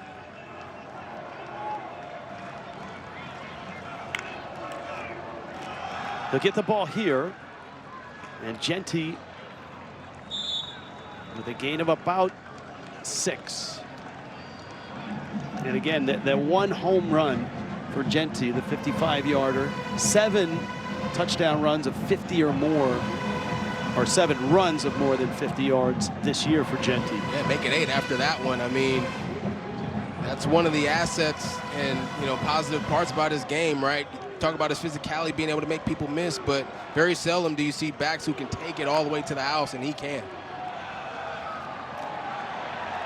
Hawaii gets him, and there's the yards after contact there. Genty staying on his feet. Got a push from an offensive lineman. Otis held on for the tackle, and the sticks will move, and the Broncos have a first down after another big Hawaii mistake as they hit the punter on the goal line and gave the ball back to Boise State, the #1 scoring team in the nation, the 3rd in total yardage in the nation, averaging well over 500 a game, 538. Riley's in the game in the backfield now. Caples in motion on 1st and 10, inside Hawaii territory. Madsen pumps. Madsen deep and incomplete. Camper laid out and couldn't haul it in. Not a bad throw. That would have been a terrific catch, though. Now, I actually thought Camper didn't have to dive for that football right there. I think if he would have just kept running and accelerated, he would have been able to run under this football and catch it. See, his arms don't even have an extend right there on the dive. Perhaps he's losing his footing a little bit, but if he keeps running, I think he catches that football. Yeah, he looked like he should have caught it on that replay. Still just 13-7. Boise State on top. Sizable favorites coming into this one. Bolt in motion. And that's Dylan Riley. And Riley's going to get inside the 45. And it's going to bring up 3rd down. Genty's back in the game. This is a long 3rd down and about 8. We haven't seen a lot of blitz packages yet from Hawaii on 3rd down from Dennis Thurman, trusting then his front 4 to be able to get pressure. But don't be surprised if he mixes it up here, try to make Madsen uncomfortable. Genty's in the backfield. Madsen's in the pocket, and he's hit and dropped. And Hawaii gets the sack. Elijah Robinson, 2nd sack for the Rainbow Warriors in this game. And they got a stop near the end zone, and they got a stop on the same drive out near midfield. How about Elijah Robinson? Led the team in tackles last week and able to get up in there for the sack on this play, and the adversity that Hawaii was able to face on that drive, be able to get a stop still and give the ball back to their offense. Shive untouched on that punt. Let's wait and watch that official top of the screen. And that's where he marks it right around the 10-yard line. We'll take a timeout. Hawaii's ball when we get Sunday, and some Boise State Broncos will be on CBS tomorrow. Jeremy McNichols. There's 4 Bronco running backs in the NFL right now. McNichols one of them, and having a nice start with those Commanders. And of course, you want to watch the Chargers just to see Scott Matlock catch a pass. He's the only defensive tackle / fullback. We've seen him here on CBS catch a couple touchdown passes. You might see him catch a pass tomorrow on CBS. Hawaii with the football now. Landon Sims in the backfield with Braden Shager at the 10. 90 yards to go. They went 91 for a touchdown. Alex Perry makes the catch. It seems like the receiving group has settled down after a shaky start. They really have.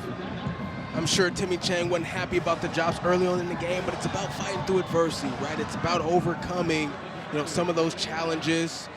And Pete Carroll used to have a saying, it's not about how you start, it's about how you finish. Hawaii looking to have a strong finish with this wide receiving group. Broncos have put heat on Shager. They've hit him. They've sacked him 3 times. Steps in the pocket, fires, and that one is either knocked down or dropped. Perry again, a crossing pattern. Zion Washington in coverage. So, as we've noted, Hawaii has made some sizable mistakes in this one. A targeting penalty and a disqualification for one of their best defensive players, Ezra Evamalo. 4 drop passes, 4 sacks, my apologies, and that roughing the punter as well. But they're within 6, 13-7.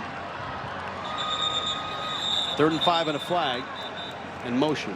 This turns into 3rd down and 10. Ball start. Offense, number 59. 5-yard penalty, 3rd down. Timmy Chang told us yesterday, Robert, in the meeting, said, we're close. We are really close. The loss to UCLA at home, they had their opportunities. Could have easily won that game. Yeah. Same with the game last week that you saw at San Diego State. And again, here they are. They're close to the number 17 team in the country. They constantly beat themselves, Hawaii, and they've got to get out of that. Shager's throw towards the sideline, a tumbling catch, and it is a catch, and it's Perry, and it's a 1st down. How about that? Terrific catch on the throw from Shager. Perry, the sophomore, Port Charlotte, Florida, 13 yards. This is about the only place you could put this football. Look how close the defender is to getting a hand on that. You want to talk about how special Braden Shager is. We're going to look at that. That's a throw right there. The question is it a catch from what you've seen? Because they are reviewing it now. I mean, it looked like the arm was under the ball when he rolled over. It looked like a catch to me at first look. I think right now this call is gonna stand, but we'll take a look at it and see. But at first glance, Rich, I thought that was a completed catch. It was a heck of a ball by Braden Shager.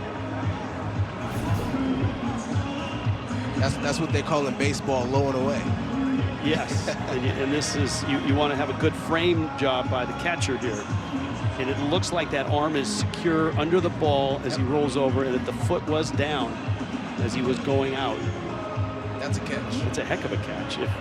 It's a heck of a catch, heck of a throw. And the call in the field holds weight, right?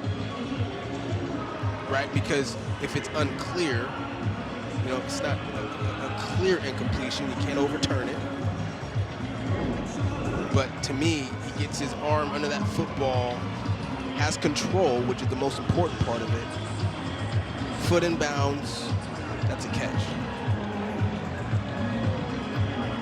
2 disqualifications from the booth of targeting in this game. We told you about Eva Malo, Alexander Tubner, a great defensive back for Boise State.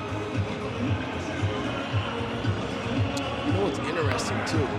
After review, the call on the field stand will be a first down for Hawaii. You know what's interesting, Rich, just going back to that throw and catch.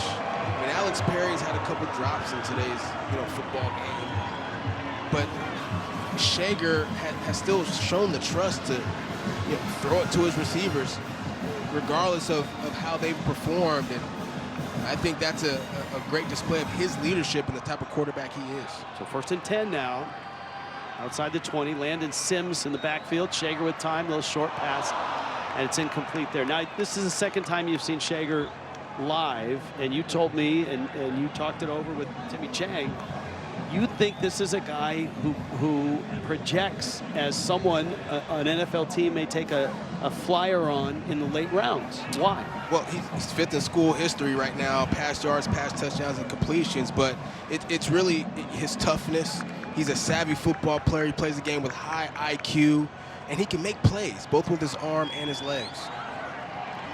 Shager going to have to make a play with both. Then he hits his receiver. That's Senecal, who stretches out, but the gain is only about 4 yards. And this will be a 3rd down as Hawaii has moved the ball out across the 25. First touch here for them in the second half. See, right there, I mean, just that could have easily been a sack, right? But the skill set of Shager, being able to find just a little bit of space, get the ball out, now you're in a 3rd and manageable situation. Boise State has 4 sacks in this game. And on 3rd down and a long 5, Shager fires. That had maybe too much mustard on it, and it's incomplete. Spencer Curtis was the intended receiver, and Boise State's defense holds. That time, tight coverage by Boise State, and so Braden Shager's trying to laser that in there. Probably should have got that ball a little bit to the outside, more towards the sideline, but number 20, Devon Banks, able to make that play, break up that pass. There's movement, and the flags come down. If this is against Boise State, it's 4th and 5, but I think it's more than 5. I don't know that this penalty would be a first down, and the officials are talking it over yet. They don't have a culprit yet.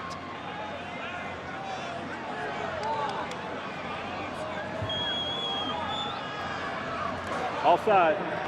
Defense number 4. All right, let's see where they mark this, because I called the reaction by the lineman. We'll see if the 5 yards is enough. Still 4th down. Yeah, it's not enough for a first down.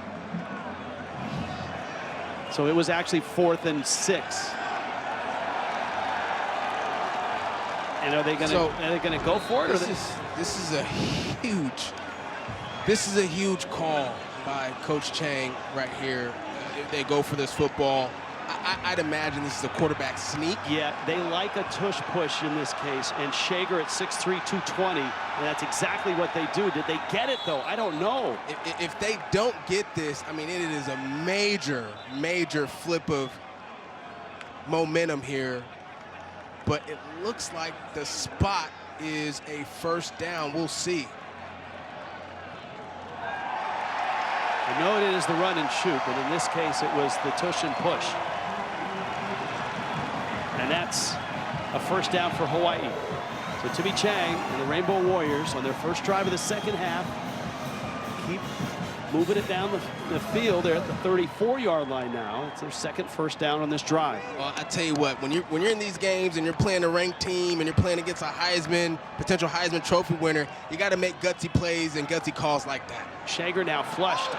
He can run. Flags are down, and Shager slides. And the flags look like holding. It's back to the 33-yard line. We'll see it again. You know, these offensive linemen, they're setting, they're passing, they're pass protecting, expecting their quarterback to be in the pocket, but Holding. Offense, number 58. 10-yard penalty from the previous spot. First down. you just got to know when you have a quarterback like Braden Shager who can utilize his feet and make plays outside of the pocket, you've got to play with great discipline. All right, 58 is the culprit. You can see the jersey in his hand, and I think that's where the flag came down. That's exactly where it was. Anytime you see that jersey pull, and they're going to pull the flag out. There's been a lot of adversity on this drive they've had to overcome, and most of it they've caused themselves. A little late blitz there, and a draw, and Hines can't get through the initial wave, and he may lose a yard. It'll be second down and 20, maybe 21 at this point. It's been a busy day in college football, and we know you've seen a lot of games here in the Mountain West. Hawaii, who's much improved from last year, is down 6 to the number 17 team, Boise State. For the most part, they haven't stopped Ashton Jeanty, but they've somewhat corralled him and controlled the explosives. Shager back, little crossing pattern, and a nice pattern there. That's Alex Perry trying to get across the 35. So they get some of that yardage back, about 12 yards. And this is going to be a 3rd down and 9, which is a lot more manageable than 3rd down and 21. Yeah, that's a big play right there, finding Alex Perry coming across the middle, because now you put yourself in a position, you know, to get past the original line of scrimmage. Here he comes, Alex Perry across the middle. And, you know, he's a dynamic wide receiver for this football team, a guy who can stretch the field, and we got some laundry again here on the field. So penalty marker came down as Hawaii was just at the line of scrimmage. It may be a substitution issue. There is no foul for 12 men on the field. The player was leading the field. There you go. And if you missed the first half, we did lose one of the officials. Gregory Rattler Jr., the back judge, collapsed and was conscious, got to his feet, left the field in an ambulance, and was taken to a nearby hospital for observation. He was stable, and we will give you a report or an update if we get them. So the officiating crew is a man down. This is 3rd down and 8. Boise shows blitz. Here they come. Shager's hit, throws. Oh, sliding catch at midfield. Ashlock, a gutsy throw, a sliding catch, and Hawaii's improbable drive continues with a 13-yard pickup. You know, I was just thinking, we haven't really called Pofele Ashlock's name much in this football game, but if you want to know why Braden Shager's an NFL quarterback, this is why. He's standing in the pocket, knows he's going to get hit, and still delivers the football for a 1st down. Ball's at the 49 of Hawaii now. Shager, this time with time. Man open, hits him, caught there. That's Senecal, and that's a 1st down. Another 11-yard gain. Hawaii is down 6, moving the football midway through the 3rd quarter against Boise State. You know, Shager's a streaky player. You know, it's like it's like in basketball. A guy, you know, get a couple threes, and now all of a sudden I can't miss. Shager's very similar in that nature at quarterback. Gets a couple completions, the ball gets moving down the field, and now he starts to dice you up there from the pocket.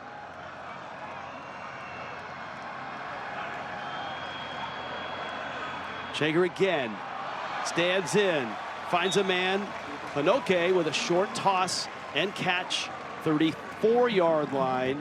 That's a gain of 6. really nice by Pinoque because coaching point, when he hit a catch across the middle like that, the coaching point is to catch the football and get vertical. A lot of times skilled players like to try to make a move, try to find some space on the outside, but when you get vertical, that's when you can take advantage of the yards that time, and that was a good play there by Jonah Pinoque. The run and shoot. 2nd and 3. 33-yard line. Broncos show blitz. Here they come.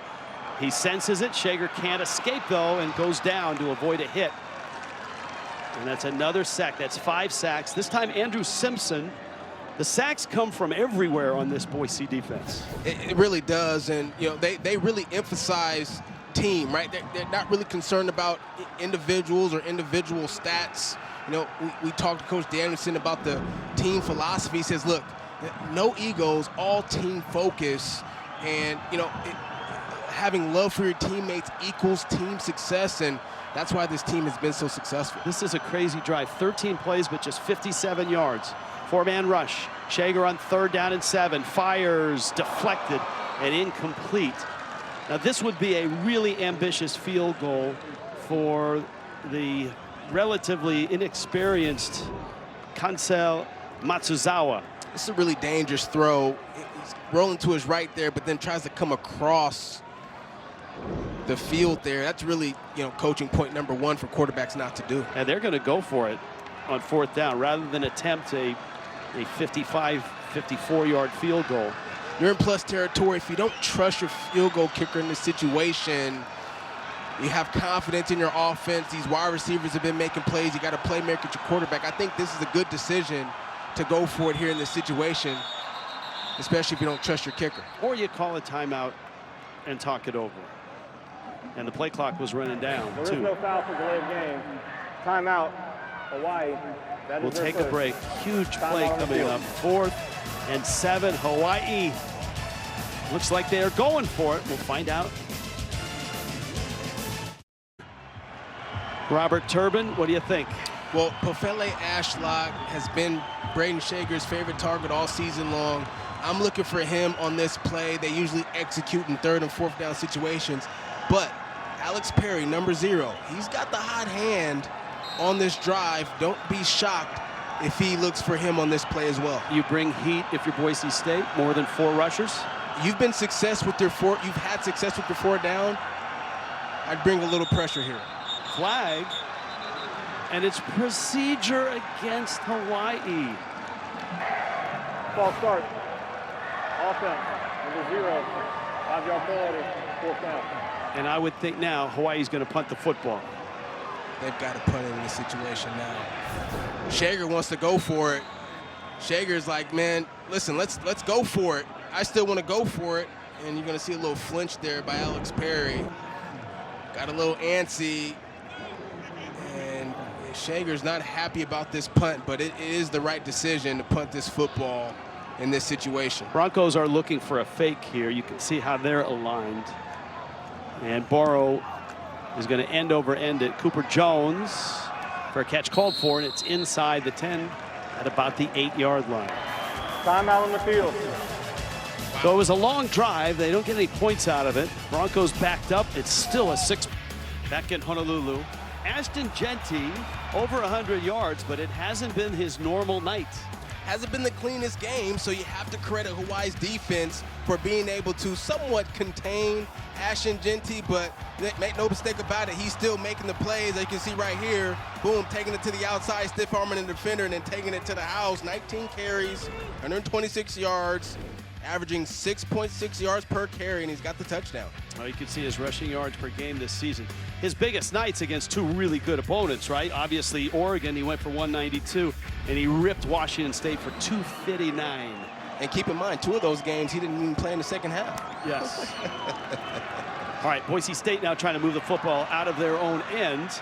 And Latrell Caples with the catch, and Caples is out to the 17-yard line. So you get the feel now, Boise State, it's a 1-score game, and because they haven't really gotten the run game going to their standard, you're starting to see Dirk Cutter, offensive coordinator, sort of put the ball in Maddox Madsen's hands a little bit more here. As you saw, that was actually Cameron Camper climbing out with that football. This is Genty dancing through the line, and Genty bursting through, and he spills out across the 30-yard line. And so a nice 13-yard carry there by Genty, the nation's leader in rushing yards by a mile. I just love how he takes his time. He's never in a rush. He almost has that Le'Veon Bell feel where he just kind of skips and dances a little bit at the line of scrimmage, and then boom, hits that accelerator button and gets downhill. Henry in motion, Genty again. There were some that kind of said going into this game, boy, it'd be nice if we could see Ashton Genty stick around maybe for 3 quarters tonight. Time out on the field for an injured player. Well, look, the game is tight. You're going to see him all night. And that's not a good sign there. Coming off the field is Jalen Smith. It's been a tough night. Remember, they lost Peter Manuma, one of their defensive leaders. Erza Evamala was also disqualified. And now Smith is banged up. Angry, intense. And they really have taken on his personality. Such a highly decorated career in college football, in professional football as a player, and then as an assistant coach and a defensive coordinator in both. And looking at home, Hawaii doesn't give out points very easily. It's interesting, too, because usually when you think about Hawaii, you think about a high-powered offense. But Dennis Thurman has sort of come in and changed the identity a little bit of this football team, you know, saying, hey, we're going to play great defense as well. He is one of the funner coordinators to talk with. And we get a chance to sit down with offensive, defensive coordinators of every team. And this is my second Hawaii game, and I can't wait for the third just to talk to him. Genty now. Genty breaks a tackle, breaks another. Midfield Genty, caught from behind, spun down at the 35. Ashton Genty gets loose. Finau makes the stop, 28 more yards. He just does what's needed in the moment. Sometimes he's patient and he's skipping at the line of scrimmage, trying to find a crease, and other times he sees it right away and he's gone. That was an example right there where he just saw it right now, broke a few tackles, got down the field for a huge first down.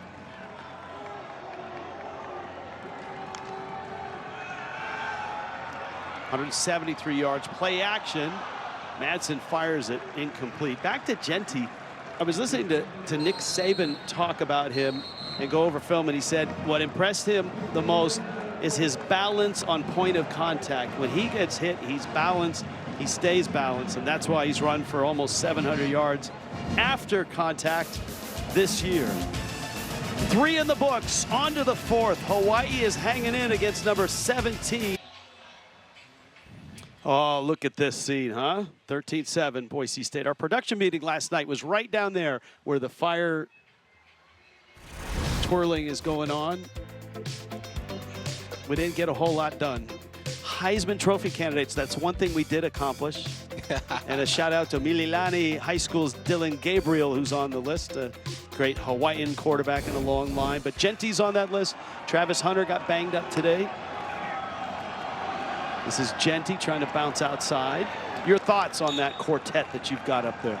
Man, I mean, it's 4 extraordinary players on that list. You know, we're witnessing one tonight. Genty having another fantastic game. Travis Hunter got a little bit banged up, man, but he's one of the most special players playing both sides of the football that we've ever seen. And then, of course, the 2 quarterbacks, Cam Ward with the comeback victory against Cal last week, and Dylan Gabriel getting it done today. Big 3rd down. Boise State on the move. 31-yard line of Hawaii. Madsen. Play action. Fires. Caught there. That's Camper again. Upended. And he lands right at the 14. Slow to get up. They mark it at the 15. That's 16 yards on the catch. Madsen pulled it and threw a dart. All 3 players a little shaken up on that play.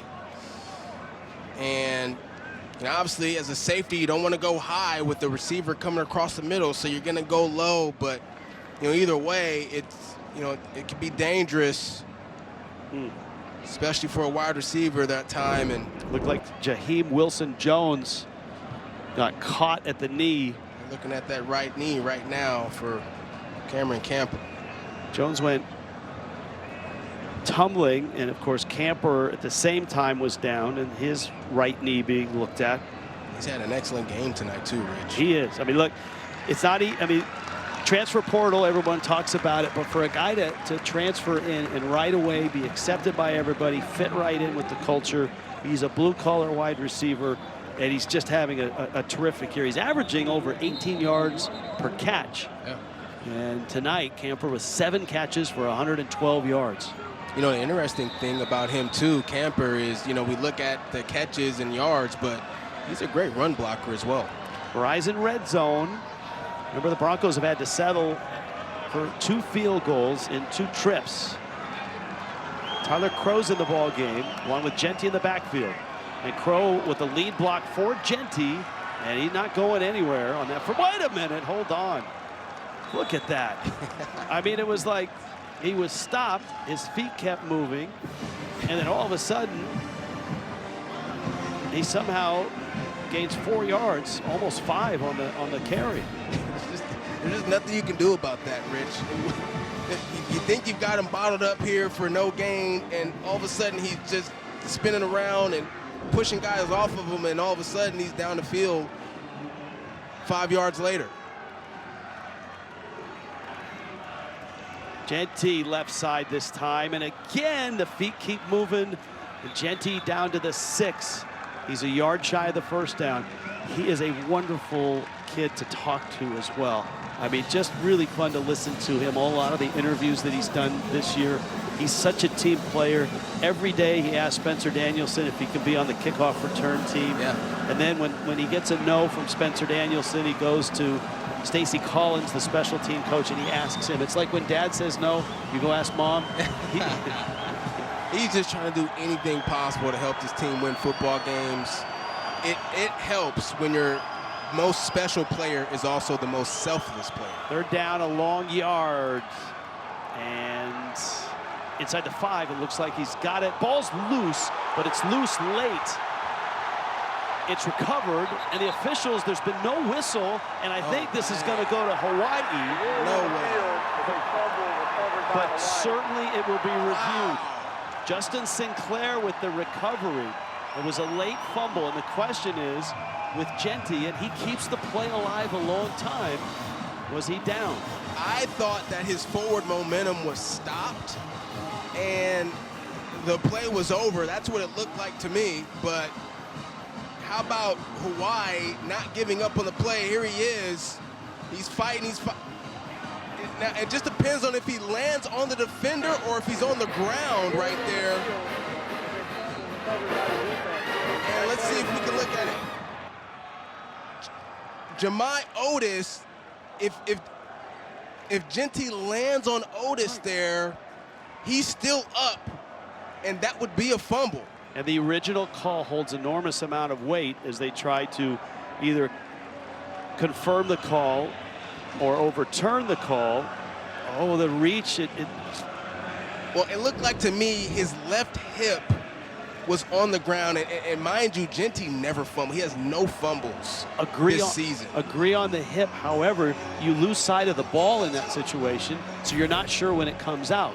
And the question is going to be, is there enough evidence to overturn this? So he turns, and that left hip is down. I think he's down, Rich. I think so, and that's the best view that we've seen. I think he's just down. I think he's just down. This is an enormous review. And it's collaborative review with this crew, the replay officials in the booth, and the control room in Pittsburgh. And it has to be obvious for them to overturn it. This is the best view I think we have right here, Rich. Left hip, and I think he's down. Are you 100? Down. Yeah, but I think doesn't get it overturned. It has to be 100%, right? It does have to be 100%, but right there, he's got control of the football. To me, he's still got control. You can see the ball in his arm. It doesn't look like it's coming loose until now. Oh, that's close. Until now. So I'm glad I'm not a replay official. But it's interesting. Dennis Thurman, this defense, they fought through so much adversity in this game. And the one thing Dennis Thurman wanted to see better from this defense was, look, we've done some good things. We still haven't taken the football away. He mentioned that to us in our meetings. An opportunity right now for their first takeaway of the game.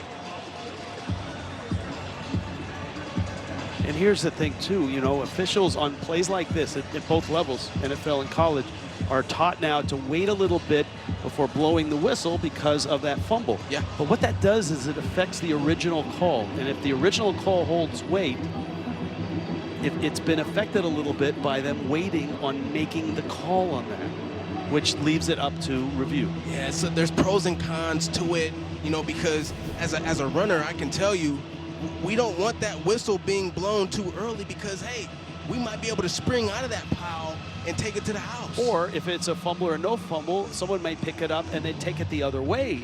And oftentimes that's been blown dead, but then overturned and given the football, but you lose the touchdown. You lose the touchdown, exactly. So you know, there's pros and cons there to waiting. But I think you know, being patient is likely the best approach. A little trash talking going on between Hawaii and Boise State right now on the field. Referees having to get players to get back to their sidelines.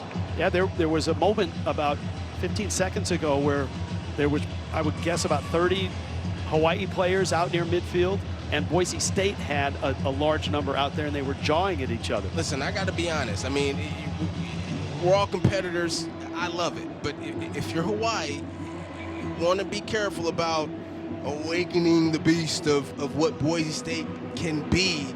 First of all, if they keep this football, they're inside the 10-yard line.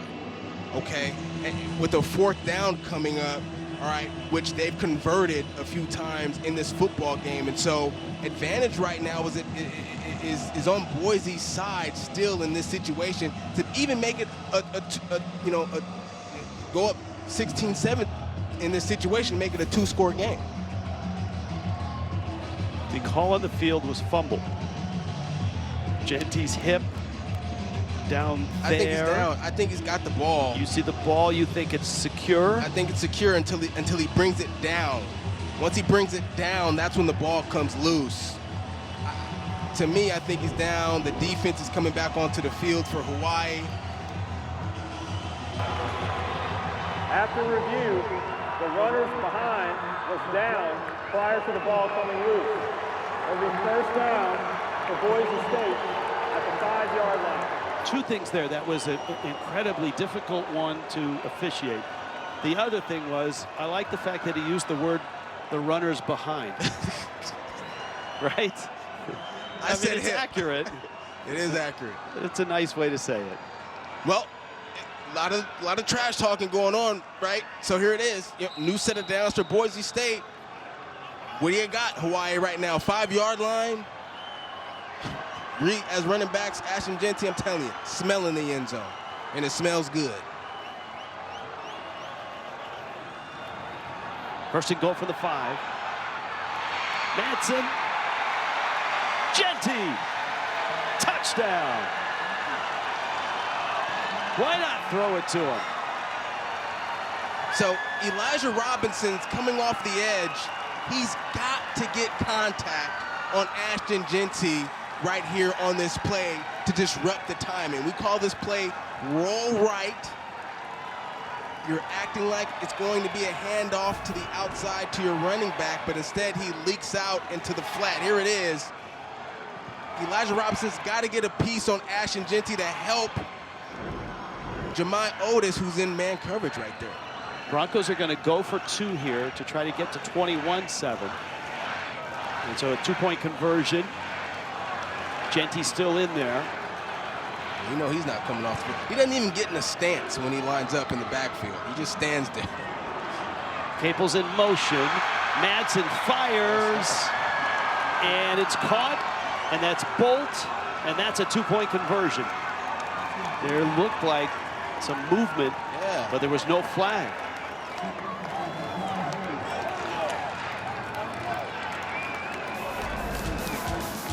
Ashton Genty's up to 188 yards, 26 carries. And oh yeah, a couple receptions.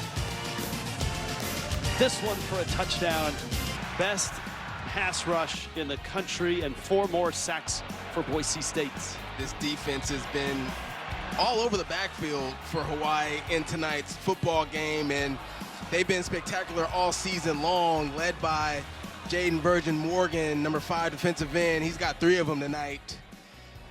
And they're gonna look to continue to apply some pressure.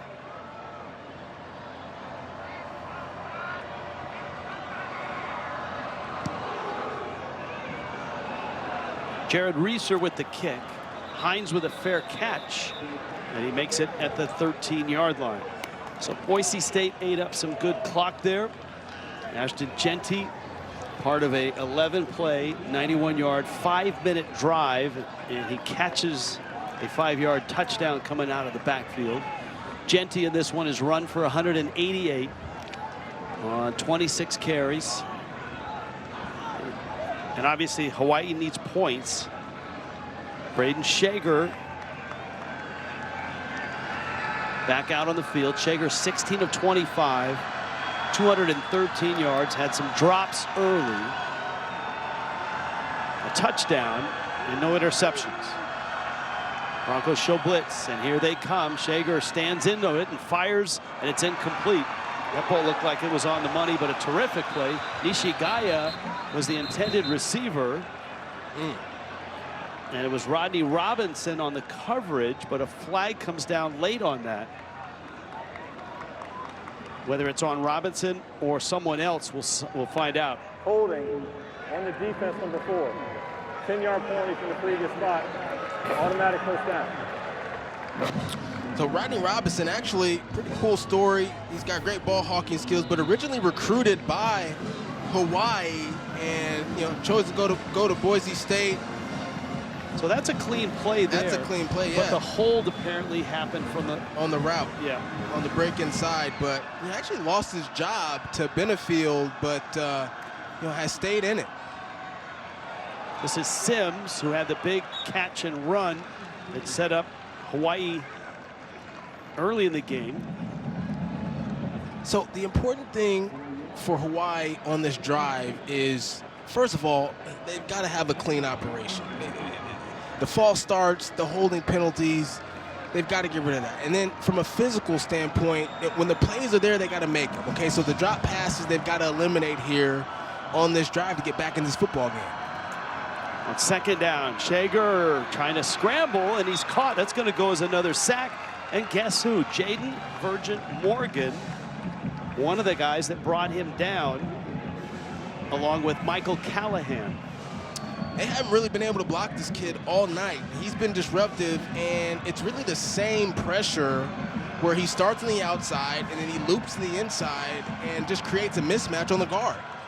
And he's been able to win most of the time. Ashlock's been pretty quiet here in this second half. See if you can find him here on this critical third down. Broncos bring everybody. Shager rolling, firing, and it's caught, and that's a first down. And that's Perry. The tall, lanky receiver is into Bronco territory. Amarian McCoy with the stop, 15 yards. 2 really great things happen on this play. Landon Sims is going to recognize blitz coming from the backside. He goes over there. Shager recognizes the blitz coming from his blind side as well, so he creates time for himself by rolling to the right, being patient, and finding a target for a first down. Sims on the carry, and Sims has got a nice gain. He's down to the 40-yard line. It's almost an 8-yard pickup. Sims is like the perfect type of runner for this offense. He doesn't do anything quite special, but he does everything right. He gets downhill, he's physical, he can break tackles, and it provides a nice balance when you need it. And as you pointed out, he's a terrific pass blocker, which is key in the run and shoot, that your running back's able to pick up a blitz and help an offensive lineman out. Shager running out of time, flushed, and he's going to throw on the run, and it's caught there. That's Senecal with the catch. And wait a minute, did it come out? The Broncos say they have it. The official is late. Remember, the officials are down a referee, and two of them confer right now. And the Broncos have this football.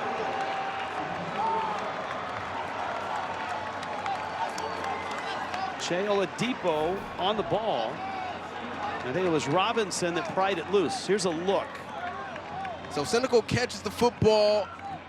There's a rip down at it. That's an incomplete pass. That's a good call, because we're thinking, is it a fumble or not? And you're saying it could be an incomplete pass.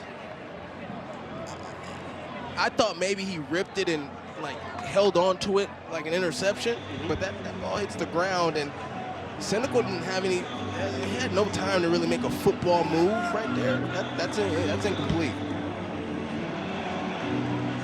When's the last time you made a football move? Right? Well, my trainer's actually here at the game today, and so at least once a week I'm on the ladder or the cones or something like that. So that's a football move. I'm making a couple football moves at least once a week. Trying to keep up with you, Rich. There you go. Shout out to Darren Jackson. So, I mean, that's a look at it. If we could see that again, and we'll see it from this angle. Catch, step, strip. It's close, but I still believe that is an incomplete pass in this situation. You get the catch. It's really only one step that he's able to take. He's not able to get up the field at all. They're fighting really for possession in that situation right there. I think it's incomplete. So to think of that another way, if he were to catch the ball, not get hit, take a step, and then lose it, then it would be, you'd probably say, oh yeah, that is an incompletion. Here, he was stripped of it. And the officials have another difficult one to officiate both on the field and through replay on a night where they are down an official. After review, it is an incomplete pass. It'll be third down from the 41-yard line. Look at the running back coming through in the clutch, interpreting the call right away. I feel like maybe I should go down to the field, put on a striped shirt, and be the substitute back judge for the game. I don't think they have a shirt that will fit you. I'm surprised that Tommy Bahama did, but they found one that fit your biceps. Rich, you took us to Tommy Bahama yesterday. Thank you for that. If they have a shirt that fits me, I'm sure the referees do too. They're down at 3. Shager now rolling out, and a nice block by Sims, and Shager dives. Let's see if he's got the first down. We'll see where the spot is. Jake Ripp was on the scene. They got to go for it. No, there's no doubt about it. Fourth quarter, you're down 2 scores, 14 points, just over 9 minutes left in the football game. You're going for it in this situation no matter what. Scotty report says tush push. Oh, yeah. To the line quickly. Worked once. Will it work again? Oh, flags are everywhere. Looked like offsides to me on the defense. That would be a first down. That is the closest thing to a rugby scrum as you'll see. Timmy Chang says it's against Boise State. I got asked to play rugby once. How'd it go? Professionally? I didn't. It didn't go. It didn't go. Smart.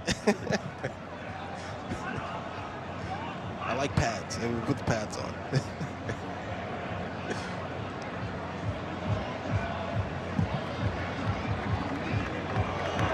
Offside. Defense number 90. 5-yard penalty. Result in a first down. So that's a first down. Enter Danielson and Boise State on the islands. Tight game here. Now a 21-7 lead. But Hawaii has answered with a nice drive. Still not in the red zone yet, but sitting at the 34-yard line of the Broncos. You know, you mentioned Coach Danielson, head coach for Boise State. He knew this was going to be a tough game. We talked to him and says, listen, this is not going to be an easy game for us. It's hard to play in Hawaii. Chager fires sideline. Caught there, and that's Senecal. He's got the first down, and the sticks move, and this impressive Hawaii drive continues. Yeah, because he's seen on film what we've seen. And you saw with your own eyes last week against San Diego State, and I saw against UCLA. This is a much improved Hawaii team. And he mentioned to his team, Fresno State, they were ranked 17th. They one loss 1 year. They come to Hawaii, they lose. Air Force, one loss, come to Hawaii, they lose in years past. So wanted to make sure his team wasn't sleeping on this matchup tonight. There was no receiver out there, it looked like, and this could be grounding.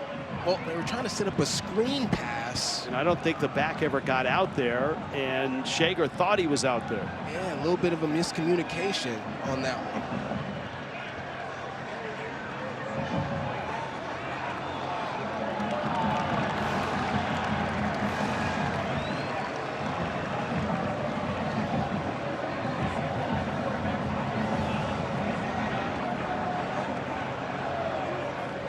Hawaii is backing up. No announcement yet, but this looks like intentional grounding.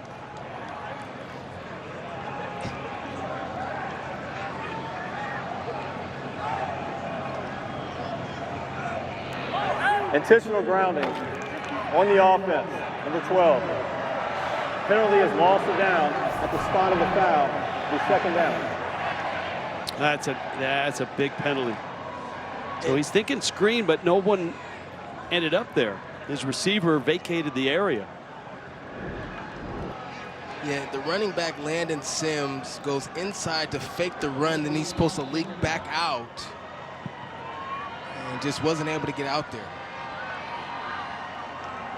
So a long second down.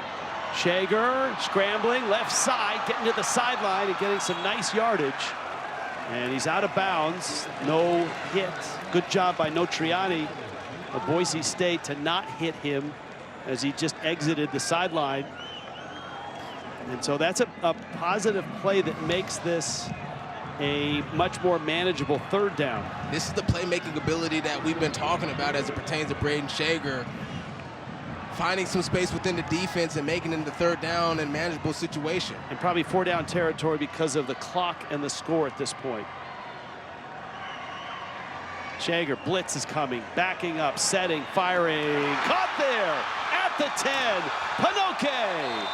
And Hawaii with a big third down conversion. Man, Shager with guys in his face, just standing and waiting until Panoke came open. It's the third time he's found Panoke on a crossing route across the middle, but this time Panoke recognizes that it's man coverage, and so instead of sitting down in the middle, he keeps running across. A nice throw and a nice play right there by Hawaii. And now Hawaii, who's had their own troubles in the red zone, getting touchdowns instead of field goals.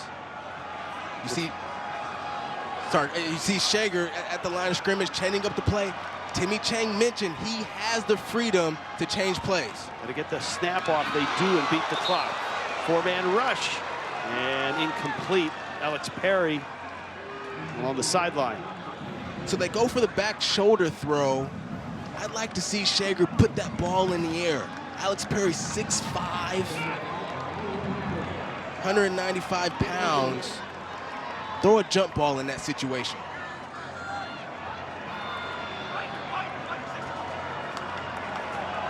Play clock down again. They just get it off. Shager scrambling, and he fires that one out of bounds. There is no foul for intentional grounding. The quarterback was outside the pocket.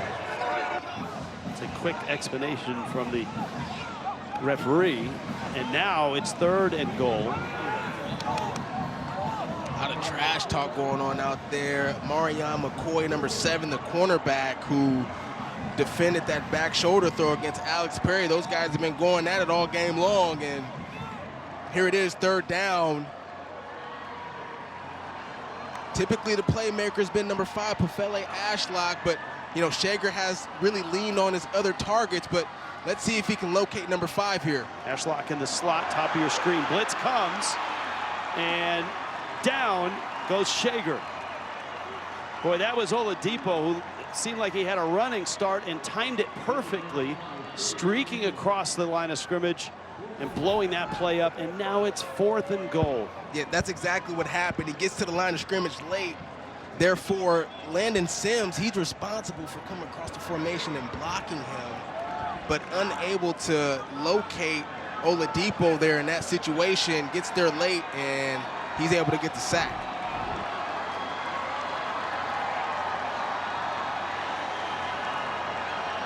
For the 14, it's 4th and goal.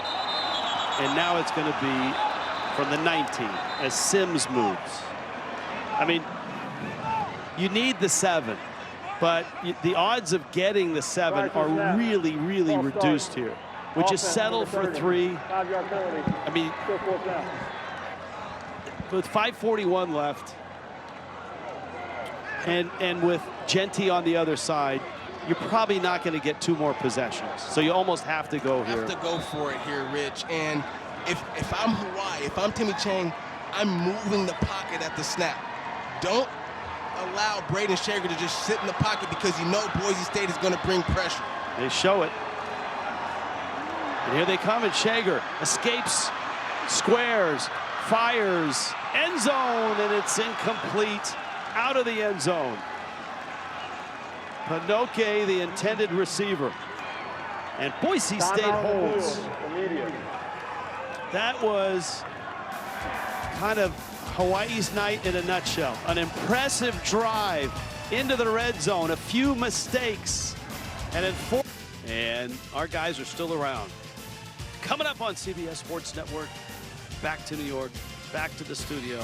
Early morning for Brent Stover, Kevin Carter, Beanie Wells. Inside College Football is coming up here in Honolulu.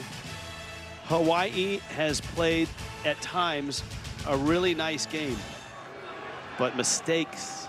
And in that case, that last possession, a long drive and into the red zone, and they come away with nothing. And Genty now dancing away across the 30 out to the 32-yard line. That adds 12 more yards. And a flag down late.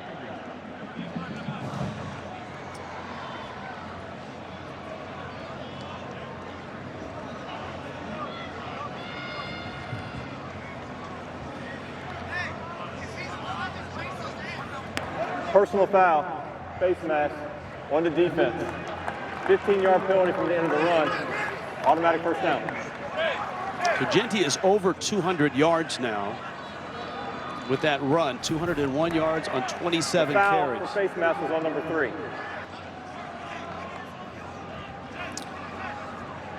These are the situations Boise State lives for. They got the lead. They got the best back. There's the face mask, his hand right there on the front of his helmet. Tacks on another 15 yards. And this is why you had to go for it on 4th and goal from 18 yards out. Is with Genty in the backfield, you're not going to get 2 more possessions. You may not get another if the Broncos have their way and just run some clock here. I think Hawaii may have called a timeout on this run. Well, they're not going to mail it in just yet. I mean, we've seen crazy games in football now. It's a 2-score game. They're down 2 touchdowns. You get a stop, perhaps you get a turnover, you get a quick strike. I mean, all the possibilities are still there for Hawaii despite all the negative plays that they've had and their inability to finish drives. So call timeout here, save as much time as possible. Perhaps you're able to force Boise State to punt here and you give yourself another chance. Genty now at 205 yards on 28 carries. It's an average of just over 7 yards a carry. Has a couple touchdowns. One of those was a receiving touchdown. Yeah, that's his first of the year. On a 5-yard flip from Maddox Madsen. Madsen's such a efficient quarterback. He leads the Mountain West in passing efficiency. He was 21 of 25 last week. He's 16 of 24, 173 yards. He's taking care of the football. Distributed nicely. And Genty to the 47. That being said, Genty over 200 yards. Of the defenses that he has faced this year, this may be the one that's done the best job of tackling him because he's really had to earn it with his yards per carry. I mean, it sounds weird to say because he's averaging, what, 7 yards per carry? It's 4 yards off of his yearly average. He's averaging 11 yards a carry, which is so far ahead of everybody else in the country. It's silly. You know you're great when this is the best run defense you've played against and you're still averaging 7 yards a carry.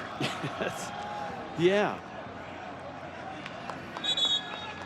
So there it is, the third down stop. Calls his last timeout. Just under 4 minutes. I think you go for it right here if you're Boise. Put the nail in the coffin if you can.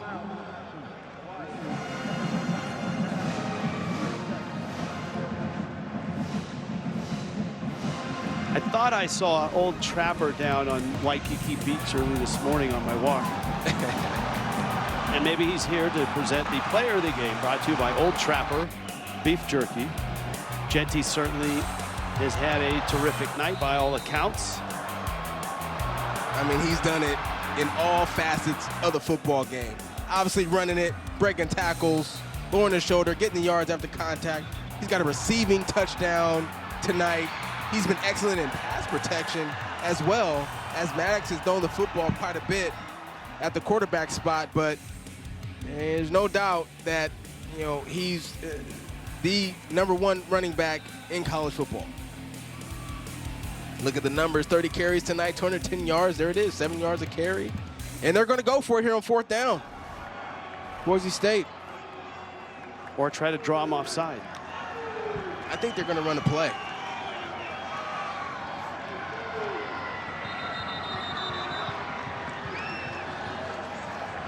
Well, Okay, that is their first. I still think they're going to go for it here, Rich. Yeah, try to draw them off sides here. They call timeout. All right, let's talk about it. All right, and we couldn't get them to jump off sides. Okay, now let's just go get the first down right here. I think that's what they're going to do. I think that's what they should do in this situation as well. Go for it. You're up 2 scores. it's a long line of great coaches that have had wild success for Spencer Danielson, right? And the winning season streak is one of the most impressive numbers that comes out from Boise State. 26 active FBS streaks. 26 straight for Boise State. Wisconsin's next, Oklahoma State, Alabama. You mentioned, all the great coaches. Chris Peterson's been one of Danielson's mentors. That's a good point. He's really leaned on Coach Pete, as they say. Madsen back over the middle, caught there, and trying to get out. Austin Bolt is in, and a touchdown for Bolt. The defender was trying to pry the ball out from behind, and Bolt just kept chugging. And Austin Bolt, the Boise native, kind of a favorite son.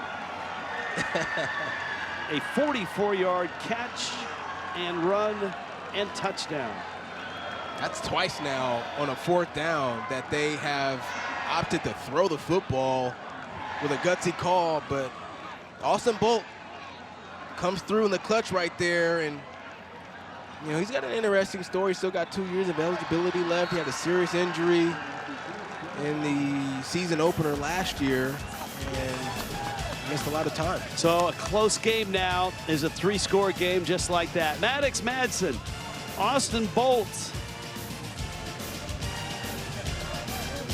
Hold on to that ball, young man. Football on CBS Sports Network is sponsored by Old Trapper Beef Jerky. What's your beef? By Verizon. And by Geico. Whatever you need, get more with Geico.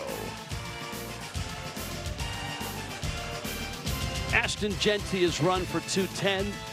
Maddox Madsen has thrown for 217. And Boise State has cracked this one open finally, or as Etta James would say, at last. 28-7.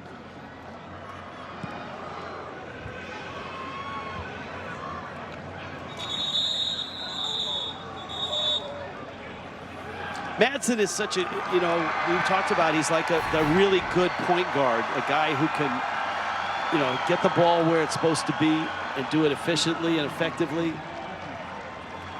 I mean, it takes a lot to trust your quarterback in this situation on a 4th down to do a play action and throw the football. He had pressure in his face, didn't let it impact him or affect him at all, and really threw a dime right there to Bolt, and they're able to make this a 3-score game.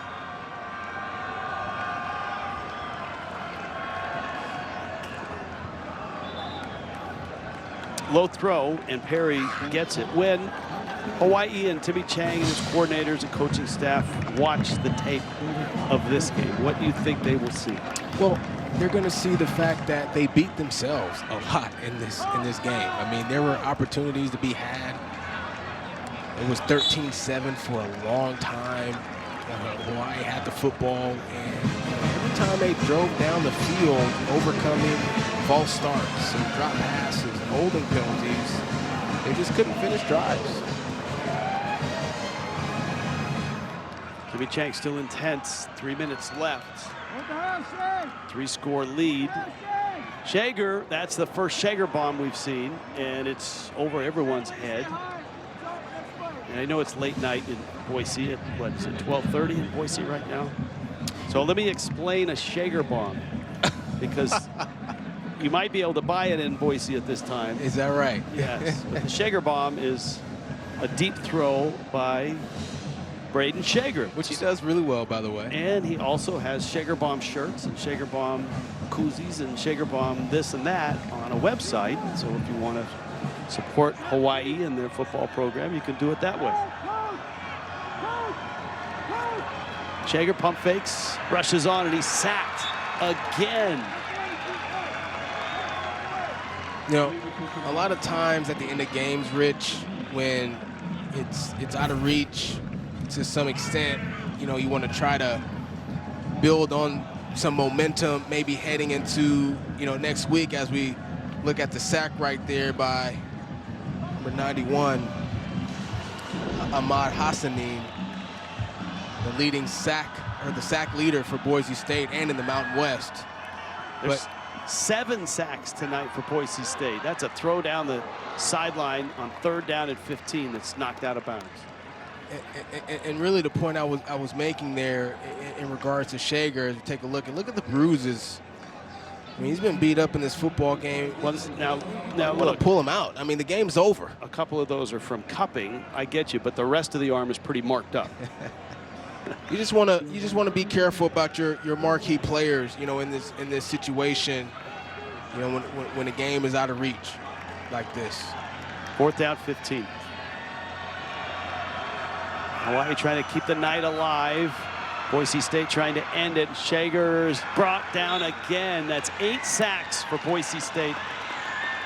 That's amazing. They have 29 already, and this is their 6th game. They lead the nation by far in getting to the quarterback, and Shager will walk off. And with 2 minutes left, you would think Boise State now, Hawaii out of timeouts, will run a play or two, run some clock, and load up the plane and go home. And you know, the difference here in the second half, Rich, really, you know, Boise State defensively bringing extra defenders on the blitz, and Hawaii with no answers, no hot routes, no quick throws to be able to combat the blitz. They only ran 1 screen pass, and it was successful. Opted not to do more of that, and you can see Shager there very frustrated at tonight's outing.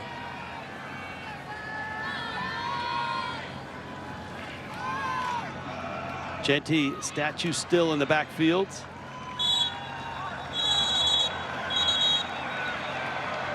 And down he goes. 2-minute timeout. We'll take one as well. Broncos up. Number 17, Boise State. A 28-7 lead. We're under 2 minutes now left in this one in Honolulu. Chuck Pagano, who's been another guy that you know, obviously, from your time with the Colts. Yeah. Ashton Genty's unbelievable. If you don't have an edge on this dude, see you later. He's also been a guy that Spencer Danielson has leaned on in his really first full season as a head coach. Yeah. Dabo Sweeney, a guy, Matt Campbell, Brian Harsin. We told you about, obviously, Chris Peterson. And even his offensive coordinator, Dirk Cutter. Yeah, former head coach of the Tampa Bay Buccaneers, and during his NFL days. Genty now with 217 yards, and you got Dylan Riley in the backfield. This is Riley on second down. And the clock runs. Going to need a first down to the point where Boise State can kneel down. There's Spencer Danielson, their young head coach. He's only 35. He's one of the younger head coaches in college football. Third 200-yard game. And this one, you know, look, 217 yards, 31 carries. It wasn't easy. I mean, Hawaii's run defense at times was really good tonight, but their defense was called upon to clean up a lot of mistakes. You know, what hurt this Hawaii team really is the fact that their offense really didn't give much help in this ball game. And this is Tyler Crow trying to sniff out the end zone. And Crow, this dude has done everything from walk on. He's like a cult hero in Boise. He's full of energy, special team demon. When they need some tough yardage or somebody to pass protect or run the clock out like this, Tyler's the guy. You know, they have this saying at Boise State, OKG, our kind of guy. That's Tyler Crow. Blue collar, lunch pail. Like to see him stay in bounds in that situation, though, to keep the clock moving. Oh, you running backs. I think this is victory formation and a good idea for Boise State to take a knee, take the win. And for Ashton Jeanty, another terrific game. I can't wait to see him at the next level, man. Oh, he's going to be there. Yeah. First, for sure. First things first, though. You know, Boise. I'd like to see him in New York. Right? New York, well, New York who? No, New York for the Heisman Trophy. Okay. You were talking about the Jets or the Giants. No, I'm talking about that night where there's, you know, 4 or 5 guys wearing a sweet suit. I agree. And all of that. Spencer Danielson and Boise State get the win. Maddox Madsen was terrific tonight, and obviously Jeanty over 200 yards. A lot to like if you're the Broncos. You're number 17 in the country. You took care of business here. You're now 5-1 and 2-0 in the Mountain West. Boise State has a bye next week, then a huge game on the road at UNLV. And you and I